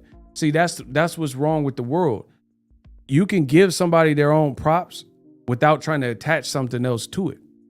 I give Bud a lot of props throughout his career for various things. Fighting Bradis Prescott with 2 weeks notice when his own team said don't do it. I give Bud props, and it didn't have nothing to do with Errol Spence. But a lot of you beta males are so insecure, you can't stomach the fact that somebody else is actually saying something positive about somebody like Errol Spence that you don't want positive things being said about. That's what the real issue is. Block Maddie. They want me to talk like, say, mirror what Roy Jones and Mike Tyson are saying. That's the real issue. That's the real issue here. They want me to sound like whatever Antonio Tarver predicted, whatever Mike Tyson and Roy Jones, they want my commentary to mirror that, but I don't see it the same way. If that's their opinion, great. Those are legends in the sport. That's their opinion. This is mine. That's the difference. Block Rudy.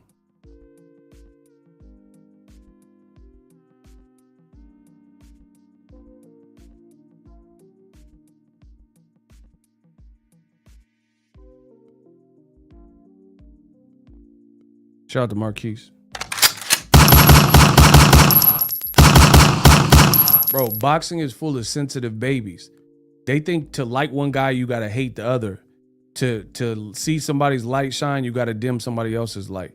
See, I live in a whole different world. I don't live in this goofy world that y'all live in. I live in the world where the world is abundant.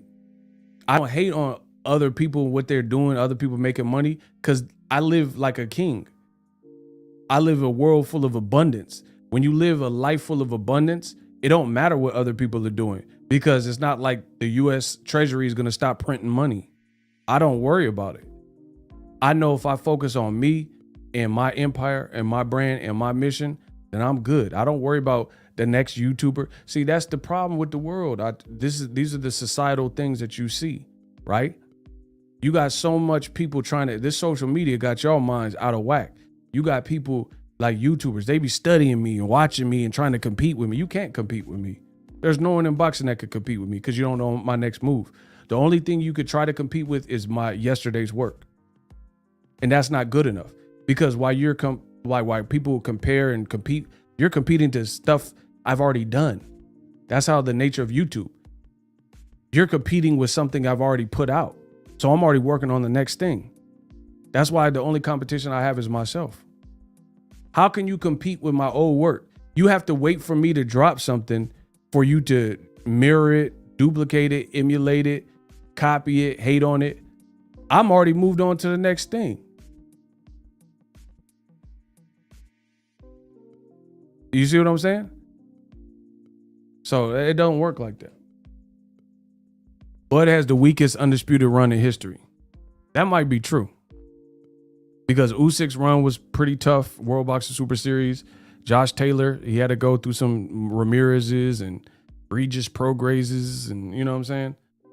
Nah, Canelo. Hold on. Canelo's one was weak too, to me. It's Bud or Canelo. It's definitely not Jermell Charlo.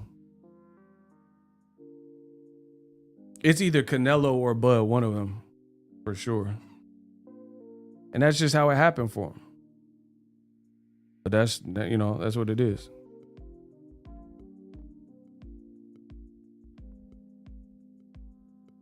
Bro, Canelo fought all white fighters only. Similar styles, a lot of them. Canelo fought new kids on the block to become undisputed. You've got the right stuff, baby. Bro, Canelo fought nothing but Caucasian fighters damn near only to become undisputed. That ain't never happened to no other fighter. Shout out to Donnie. Ooh, I like that. Donnie with the $10. I like that. I didn't even read the rest, but I like the first part. He said, ego, number one, most people don't listen past the key trigger word. Facts. 2, you assume these have an IQ above 75. Yeah, that's my mistake. 3, school no longer teaches critical thinking. Your argument doesn't downplay Bud. Stress affect recovery. Facts. All facts. Shout out to Donnie. I love that. Bro, Canelo fought in sync. There's 1,000 words that I could say.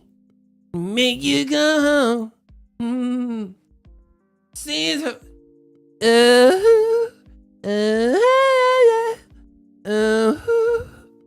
yeah, you go. Maybe you go. Bro, this man fought in sync and became undisputed. Ain't that something? Bro, get Canelo out of here, bro. The man fought in sync. Bang, bang. I didn't choose Caleb Plant to beat Canelo. I said he can give him problems. You a fucking liar, bro. See, listen, when you're great, they gotta lie about you. I didn't say Caleb Plant. I said I know Caleb Plant, and he's gonna give Canelo problems. That's what I said. Block Dalsim. Get these dudes out of here. Get Dalsim, get Ricardo. They some liars. When they hate, donate. Listen, the Cash App on the screen. I'm gonna make y'all pay. Y'all gonna pay for their sins. Block Dalsim and block Ricardo. Bro, I never did a fight prediction. That's how I know you're lying. I never did a fight prediction for Canelo versus Caleb Plant. I said Caleb can give him issue. There's a difference between saying, hey, I'm picking somebody to win, and this is why I'm picking. I didn't do a fight. Show me the 7 reason. I didn't do no 7 reason about that fight. Bro, when you are truly great, such as myself, they have to hate by making stuff up. I'll give you $1,000. You show me where I said Caleb Plant beats Canelo, and that's that. I've never said that. See, that's what I'm saying. And then people start saying that. And this is what happens when you spread a rumor or a lie. People say it enough, it becomes law, and then it can't be traced back. Show me the video where I said Caleb Plant is gonna beat. Like, how did I say he was gonna win? See, that's what I'm saying. Y'all get me confused with whoever you get me confused with. Did I say it was going to be a knockout? Did I say it was going to be a decision, unanimous decision? What did I say? Because I never just did a prediction and I didn't break nothing down. Where the prediction? Where the prediction video? Where'd you get this intel from? Show me the tweet. What y'all talking about? Ego C item number 1. Hold on. Let me go back to his super chat. Most people don't listen. Yeah, exactly. See, bro, that's what I'm saying. They don't listen past the trigger point. They just make stuff up. Don't make stuff up about me. I ain't the one. This ain't what you think. I ain't Brian Custer, Ellie, whoever you thought this was. Reporting, bro. They don't make stuff up about me. You know you can't back that up. Bro, I never even did a fight prediction for Canelo, Caleb Plant. So I know you cap. I know they cap. Anyway, Bud, Errol, make the fight so I can watch this. And the other thing is, bro, listen, I'm telling you, I'm just being transparent. I get paid no matter what. I don't care if Bo is double knockout. I'm still getting paid. What don't you understand? Bro, if there's a double knockout in the fight, I'm still getting paid. So it's funny to hear these foolish incels tell me that I'm emotionally attached to fighters. I get paid no matter if they both knock each other out. I'll still get paid. My channel will still continue to grow. If I get a fight prediction right, if I get it wrong, I guarantee you my channel's still finna grow. If it's a double knockout, my channel will grow.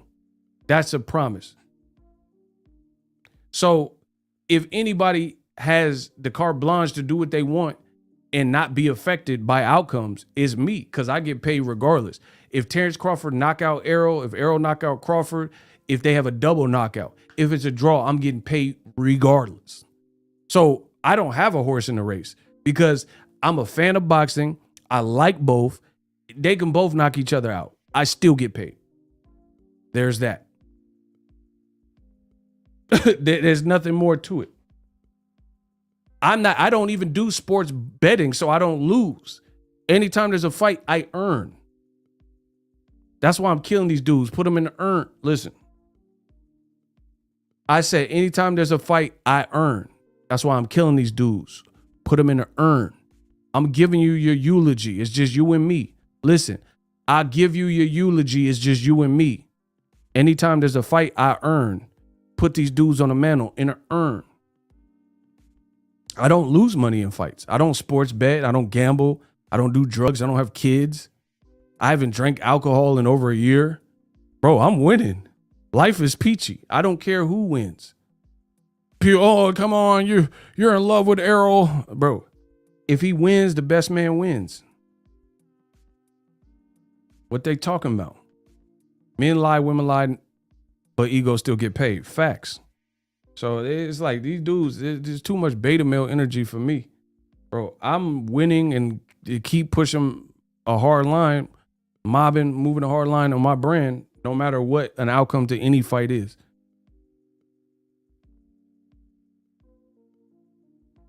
No matter what the outcome is.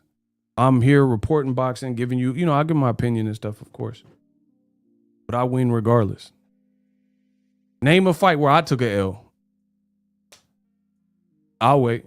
Name any fight you want where ego took a L. Ego specifically. Donnie said, I'm pulling for Bud, but understand the context. May the best man win. Name a fight in boxing history since I've been doing this where ego took a L. Like my channel seen negative views because of any fight. I was trending down when there was a big fight. It's just not the reality. I know it makes you mad. My girl said all of them. All of them what? I don't get it. Ego quit school because of recess because he don't play no games. Facts. Bro, I don't take L's during fights. I do my thing, keep it moving.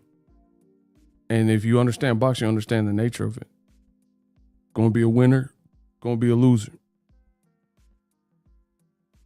She said you took a L on all of them. Your girl capping it. She capping. She capping it. She said I took a L. You gotta show me that L.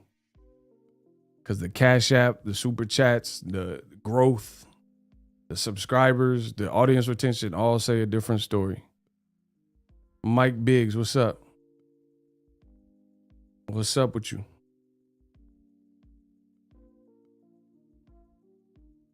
So, yeah, man, whatever. Crawford, Spence, make the fight. Announce a fight so I can watch it.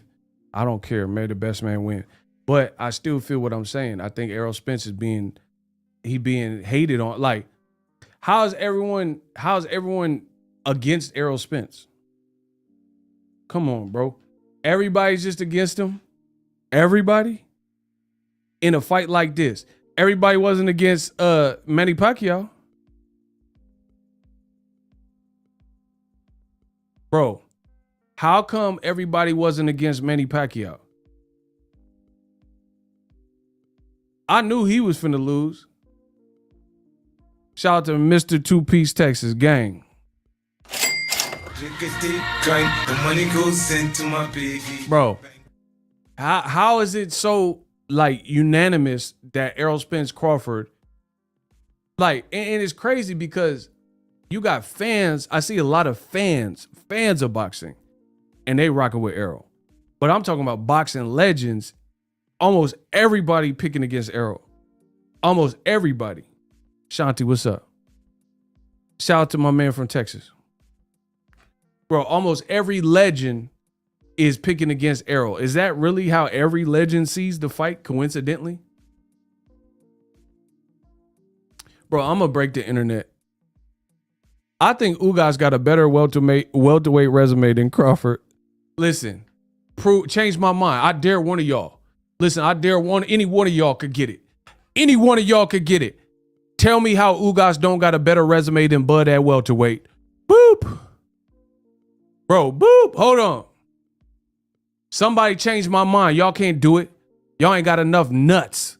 Y'all ain't got enough nuts to go against the Dawn. Y'all ain't got the heart. You ain't got heart like artichoke. You artichoke. Listen, y'all all a joke. Y'all artichoke. You ain't got enough heart like artichoke. Man, oh my gosh, bro. Tell me how Ugas don't got a better resume than Crawford. Don't say, oh, Ugas will lose to Crawford. Don't tell me that. I'm talking about resume for resume, bar for bar, line for line. Who got a better resume? Boop. Bro, I'll destroy each one of y'all. Tell me how he don't have a better resume. He fought Sean Porter before Errol, so that means he definitely fought him before Terence Crawford. Boop. He fought Manny Pacquiao, the same muff that Crawford was trying to fight that they didn't give him with Top Rank. Bro, how you on the same side with Pacquiao, cuz? You on the same side with Pacquiao, cuz, and couldn't get him. And then Pacquiao go to Al Heyman for the close of his career, 3-4 fights or whatever, and Ugas get him before you. Errol get him before you. Boop. Bro, listen, I said I'm Matt Barnes with the bars. I want all the smoke. I got heart like artichokes. Y'all all a choke. Listen, y'all all a joke. Y'all all a choke. Matt Barnes with it. I want all the smoke. I got heart like artichoke. Bro, how is Crawford with Pacquiao on Top Rank with Bob Arum and all them on HBO, on ESPN? And like, I could tell you 3-4 black fighters with Al Heyman that all got to fight with Pacquiao before Crawford. And he was on the same side with Crawford and Pacquiao for longer. Broner, black. Oh, man, you know, AB, about black. That's one. Keith Thurman, black. Got the Pacquiao fight. Right? Errol Spence, black. Got the Pacquiao fight. Ugas, damn near black. He Afro-blacking. He Cuban and Afro-Cuban. They all got to fight before Crawford. Boo! I told you, y'all ain't got the nuts. Everybody do a bunch of this, but y'all ain't got the nuts to go against what I'm saying. Because you know you can't hang. It's like limbo and you can't hang. I'm from Cali where you can't bang. Listen, on Dead Homies, I'm from Cali where you can't bang. It's a limbo. You can't hang, bro.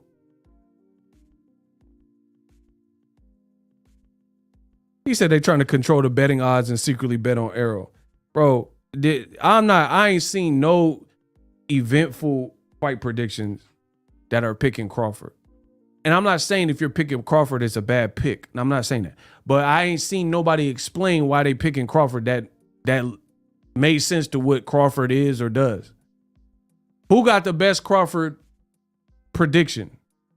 Name a pro boxer that picked Crawford and then they breakdown sounded about right. Who?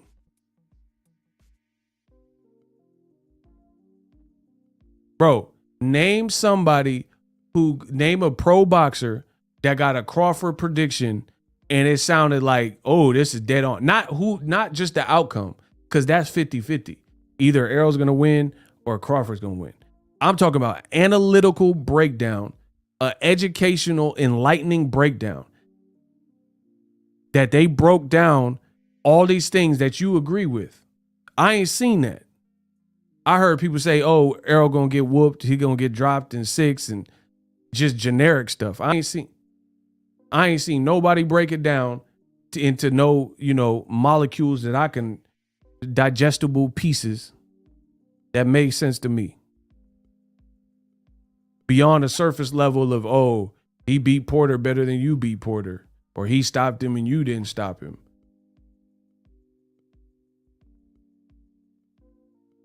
They think he tough because he switches. Bro, man, that switching stuff, you fighting a natural southpaw. I think Crawford is better as a southpaw and you fighting a guy who's naturally a southpaw. So I don't even know how that's supposed to work. So that's not a guarantee. Bro, southpaws fighting southpaws is usually southpaws against orthodox fighters give them the most problems. Vice versa. So you fighting another southpaw, and to me, I know Crawford could be ambidextrous, but I think he's more effective in general. All right, name Crawford's best knockout from an orthodox fighter. I mean, in the orthodox stance, my bad. Name Crawford's best win where he fought all as an orthodox fighter.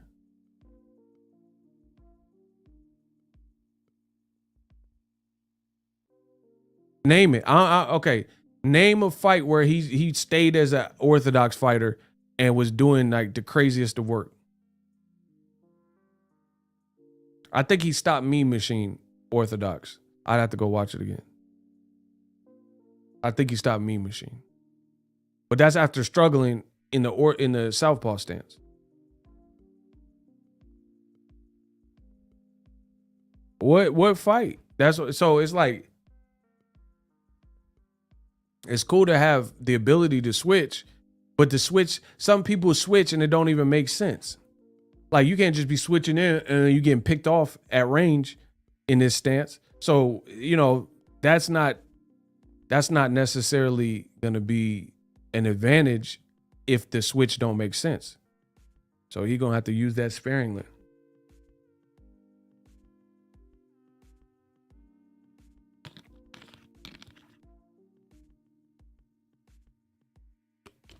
Okay, so to me, Crawford does his best work as a southpaw. Errol Spence is a natural southpaw, and he's naturally bigger as southpaw. And he looked a little bit bigger. And I think he hits harder. And he has a better vicious inside game. So that's not a guarantee. Like, that's not something, at best it's 50-50. But that's not guaranteed something I always say, oh, you're going to knock him out in 6 rounds.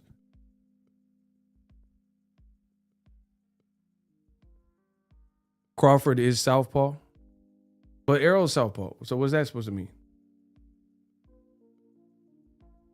Bro, that's what I'm saying. Bro, holler at me when somebody intelligently breaks down this fight, because I'm not seeing it. Anybody that's saying stuff like the advantages for Crawford, it's like marginal at best. I'm not hearing no actual breakdown.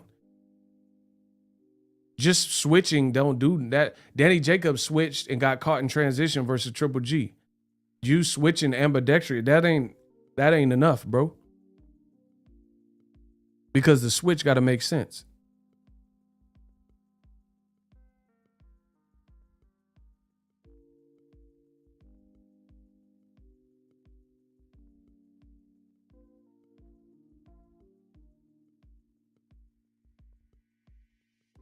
Man, I think I can't wait for this fight, bro. Make the fight.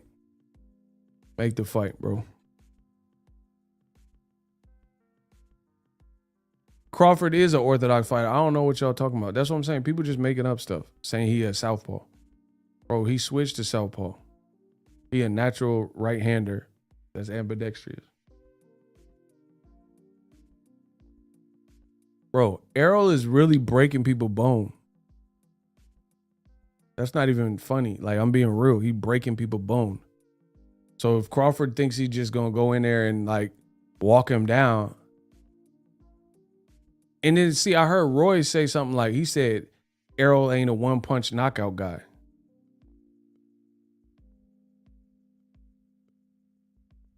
He said Errol ain't a one-punch guy. But is Crawford a one-punch guy? Using that logic? Bro. How does Roy say that Errol ain't a one-punch knockout artist, but then using that logic, Crawford isn't either? How is Crawford a one-punch knockout artist, but Errol ain't? Answer that, bro. See, that's what I'm saying. Y'all not making sense to me. How can you say that Errol ain't a one-punch knockout artist, but Crawford is? Who did Crawford knock out with one punch? Because I was at the Jose Benavidez fight. He had a nice uppercut. Benavidez got back up and was still getting teed off on. So that's not one punch. If you one punch someone, it's like Wilder, and you don't get back up or you get back up too late. You like Tank Davis, Rolly. That's a one punch knockout artist. So if we're going to say Errol ain't a one-punch guy, if that's what Roy's argument was, then that applies for Crawford too. Sean Porter got dropped and he said he was conscious. Sean Porter himself said, Errol Spence, I was more hurt when he dropped me. That's not my opinion. Sean Porter got dropped by Errol and he got dropped. He did an interview and he said he was more hurt with Errol.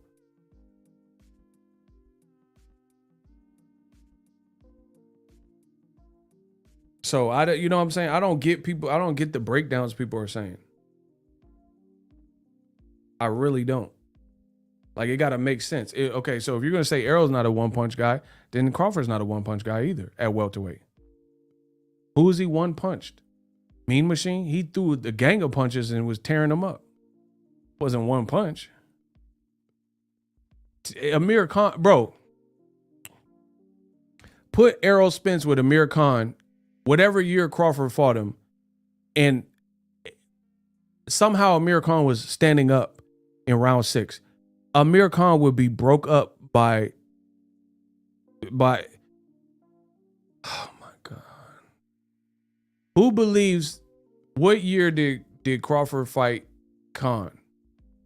Like 2017. Somewhere in there. 2019. If Errol Spence would have fought Amir Khan, he'd be not making it that long. I'm being real, bro. Who believes Amir Khan would be standing up in 6 rounds in that year that if he had fought Errol Spence? I don't see it, bro.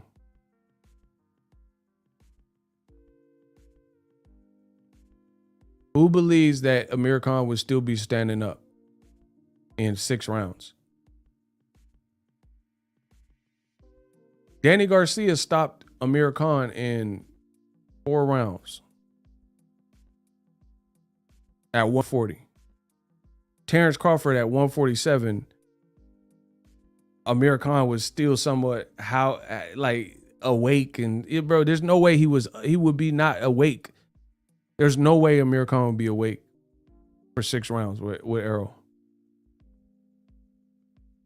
And Errol, like the Khan's speed and stuff, Errol ain't gonna play with you. He just gonna try to get you up out of there.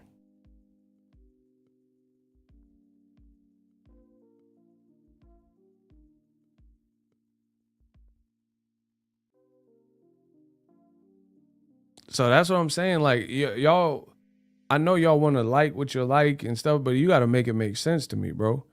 And I'm not saying Crawford's not a beast, but like Jeff Horn, like how do you think Benavidez, Mean Machine, damn near Jeff Horn, all these guys gonna do better than Errol Spence? That's what the legends of boxing are saying.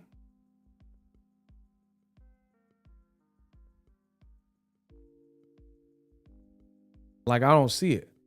And then as far as it, like, okay, maybe if it was an all-out war like Hagler Hearns, but most fights at this higher echelon, the first round might be a throwaway round, fill-out round. So I don't think it's going to be like, we're not really in the days of Hagler Hearns anymore, where dudes is just coming out and banging until who cares who get knocked out type of thing. People ain't even fighting like that anymore. So I wouldn't expect that. This is a high level. I think this fight would look like almost like Tank Rolly. You know what I mean? Almost like a Tank Rolly, where it's like both guys talked all they talk and they both clearly respect each other. And they're trying to make the other one make the mistake and thread the needle. I think it'll be a fight like that, where it's like, it's not this all out nonstop war. A war could break out at, later, but I don't see it. I don't see it being like Hagler Hearns and all that. Not early.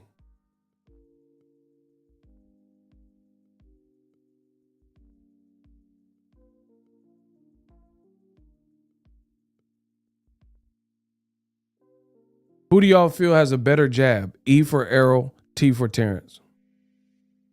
Who has a better, more consistent jab? E for Errol, T for Terence. E for Errol, T for Terence. Better jab.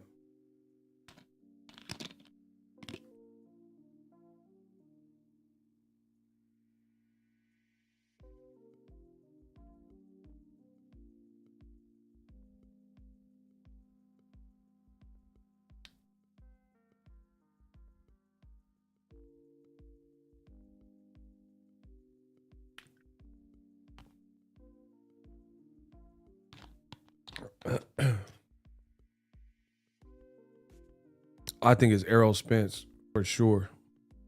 I'm not saying Crawford has a bad jab, but consistency and the power in the jab, Errol Spence all day. So ask yourself, name someone Crawford fought at welterweight that had a better jab than Errol with more power.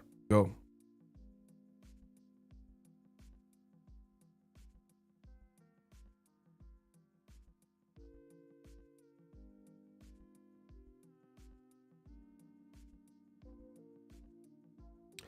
Name someone Terence Crawford fought with more power and a better jab than Errol. Not a soul. Nobody.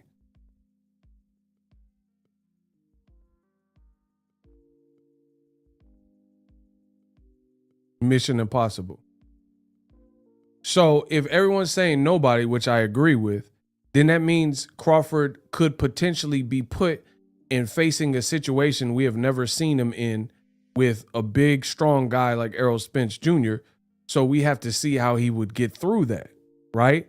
So that's what I'm saying. Anybody saying anything less than 50-50 type of fight, maybe 60-40, maybe, I don't even really respect it, because as far as I've seen, Errol Spence clearly has the most power and the best jab. Just those two things alone that Terence Crawford has ever fought, let alone at welterweight. There's no one that has a consistently better jab when it is employed than Errol Spence that Crawford's ever fought. So that alone, that's the most fundamental thing. When you learn how to stand and how to, put your dukes up and maybe defense, it's the first punch they teach you is the jab. Errol has that. Errol has the fundamentals. So if Terence Crawford is jumping in and the jab stops him and disrupts it, he could get dropped. He could get dropped just from a jab, or at least rocked or hurt, or nose could get busted up. So I'd have to see how Crawford even gets around that jab. And he's going to have to battle with the lead hand to try to take away Errol's jab, which would be very interesting. Name someone that took away Errol's jab, or any Texas fighter that's on top. Jermell Charlo. Castano. Bro, that's what I'm saying, bro. A lot of y'all don't really know boxing, and y'all, like, I'm just being real. I think Crawford's great, but he talking about fighting Jamal Charlo and all that. Bro, you haven't even got past Errol, which is already a super, super tall order. Jermell Charlo just beat Castano twice, or at least once by knockout. I don't think that fight would be good for Crawford, especially the way he's talking. He's saying it like he want to fight Charlo with no tune-up type of thing. I don't think that would be good, bro. I don't think that would be good at all.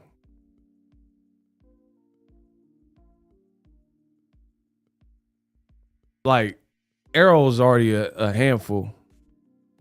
That's already a handful. But then talking about beating Jermell Charlo and stuff like that at 54. Like, we're talking about bigger guys. And like I said, I ain't seen no one take away Jamal, or Errol's jab. Name the fight where somebody took their jab away and it was useless. Their jab was useless for the rest of the fight. I mean, that's what I'm saying. Y'all base y'all predictions off emotion more than anything else.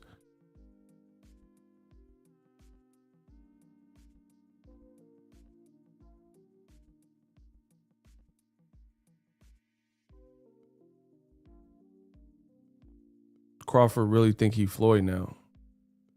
But he don't got the defense of Floyd. You know what I'm saying? He don't fight like Floyd to me.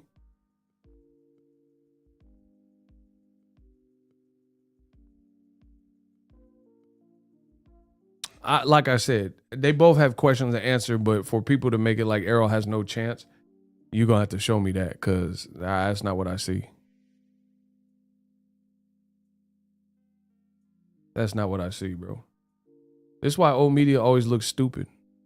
It looks stupid in the end because they say all this rah stuff, and then when it comes down to it, you look stupid because you like all you have to do in boxing is be remotely moderate and realistic. You know what I mean? If you can do that, you're typically, like, even if you're wrong, like, that's why if you notice, every time I got a fight prediction wrong, it's never no crazy fall from grace. It's never no crazy fall from grace because I didn't say nothing crazy. I didn't say nothing crazy. So it's not this big, huge fall. It's just like, oh, okay, I got a prediction wrong. These dudes create Superman, Marvel characters in their head. So then when they don't play out like that, they look stupid. Like Canelo. Bro, you would have swore that Canelo was in the Marvel comic universe The way they was building him up, Lomachenko and all these guys, you know? And then when it don't play out like that, they look stupid because they built this larger than life Paul Bunyan type of character, and it's not what happens. Bro, Crawford, bottom line, it's a 50-50 fight. Crawford gonna show me, he had to show me that he gonna take away with ease. Like, bro, even if Crawford beat Errol Spence, you will know that Crawford was in a fight. That's what type of fight I see. Like, if Crawford beats him, you're gonna know he was in the fight, and you know he was in the fight with one of the best. That's it. So I don't see, like, people saying, oh, Errol gonna get bombed out in 2 rounds, and I don't see all that. People's biggest claim to fame was Errol Spence mouthpiece situation fiasco with Ugas. Bro, he's never going to make that mistake again. That's like Victor Ortiz got 2-piece by Floyd, and he been in fights since then. He ain't really did that again. If you make a mistake, the whole purpose of a human making a mistake is to hopefully learn again. You know what I mean? Learn from it. So I wouldn't bang on Errol Spence mouthpiece and all that type of stuff happening again. Because now he might be like, oh, that mouthpiece didn't fit good, and then get an expert, and then they'll do a better mold or whatever, you know what I'm saying, and make a more form-fitting mouthpiece.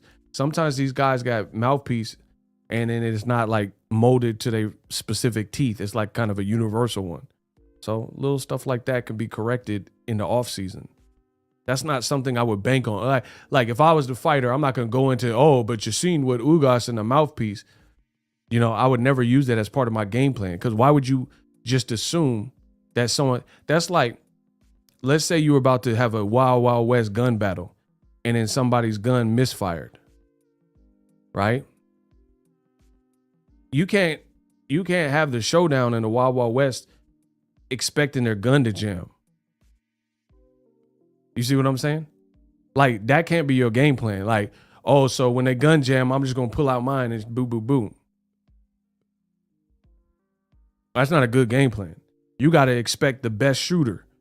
Quick Draw McGraw, Wyatt Earp, and Doc Holliday. You can't be, how you going to expect the worst version of somebody in that situation? Yeah, and really it was the ref's fault because he said, stop, stop, stop. Donnie said, that's life, ego, heal and learn. Facts. The ref, that's you know, certain things are a perfect storm in life. The ref said, stop, stop, stop. And Errol got distracted, you know, and he got clipped up. But then people don't want to talk about this. Errol got clipped up. What happened to Ugas after that? He got Errol Spence won the rest of the round. Errol Spence won the rest of the round after that mouthpiece fiasco. And he almost stopped Ugas in round 7 right after that. So that can't be part of the game plan. Because it was a moment, Ugas did worse after that moment. You see what I'm saying? Ugas looked considerably worse after that moment and got broke up worse. So if anything, you pissed Errol off. And Errol Spence on the ropes is laughing. I don't even think he was hurt like that. You know what I'm saying? I think he was just like embarrassed more than anything. Like, damn, I got caught with a rookie mistake. I don't think he was hurt. Everyone, Showtime commentary, oh, they did all that. He's hurt. He's hurt. Oh.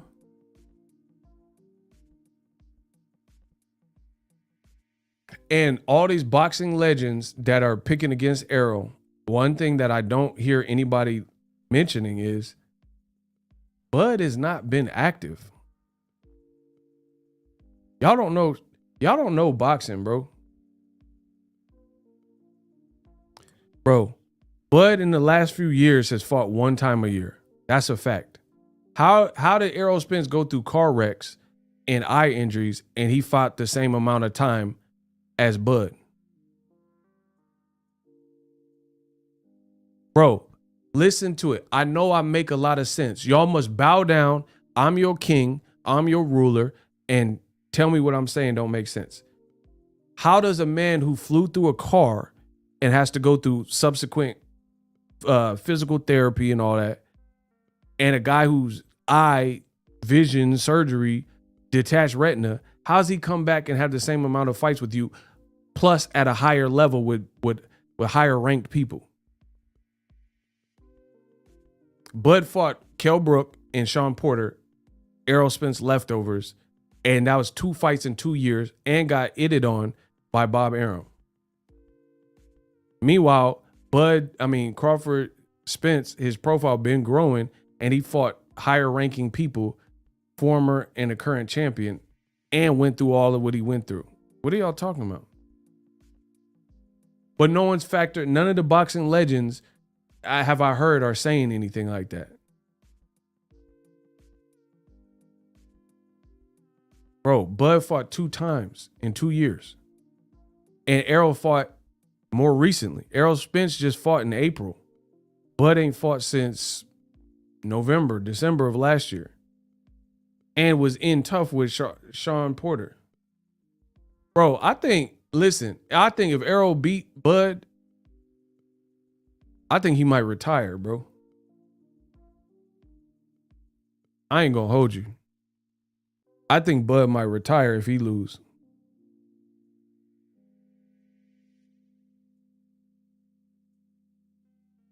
Bro, I think Bud Crawford might retire if he loses.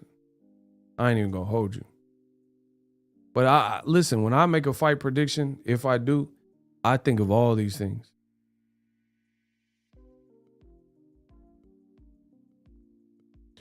You don't know how hard Bud's spar sessions has been or training. I've seen Bud train. What are you talking about? Bro, that's standard fighter stuff. If you're a great fighter, you're supposed to be training hard. What are you talking about? Bro, you sounding like a rat. You sound like an op. Bro, every fighter, you supposed to train hard. I'm not giving no fighter no extra props for that. Do you know how hard I work? Bro, I ain't giving you props for doing what you supposed to be doing. What y'all mean, bro? Bro, I don't have a team. I've been kicking butt on YouTube with no team for a decade. You're not gonna give it. This is my channel. This is my baby. This is what I'm supposed to be doing, right?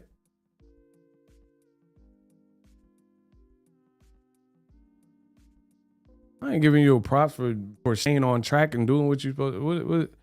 Bro, this is my company. This is my brand. If it fails, it's because of me. If it succeeds, it's because of me. I'm just doing what I'm supposed to be doing because this is my passion. If boxing's Bud or Errol Spence, you're just doing what you're supposed to be doing. See, a lot of y'all are babies. That's why you're not going to reach the higher levels of success with this attitude. You want props for stuff you're supposed to be doing.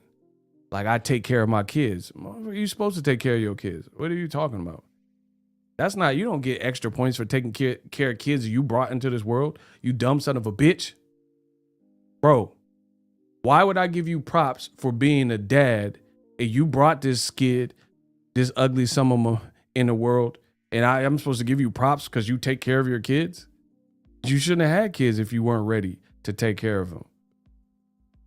I'm not giving nobody props for that. Oh, man, I put a shirt on my son's back. Bro, you're supposed to put a shirt on your son's back, you dumb son of a... What are you talking about? Bro, you named your kid after you, Michael Jr., and what, you gonna have him out here with no shoes and socks, but he got your name? You're supposed to do that. So Michael Jr. out here bummy at age 2 with nothing to eat? Bro, don't name me after you. Don't make me a junior if you ain't gonna take care of me. What y'all talking about, bro? Bro, we live in an entitled society, bro. Y'all act like little sissies.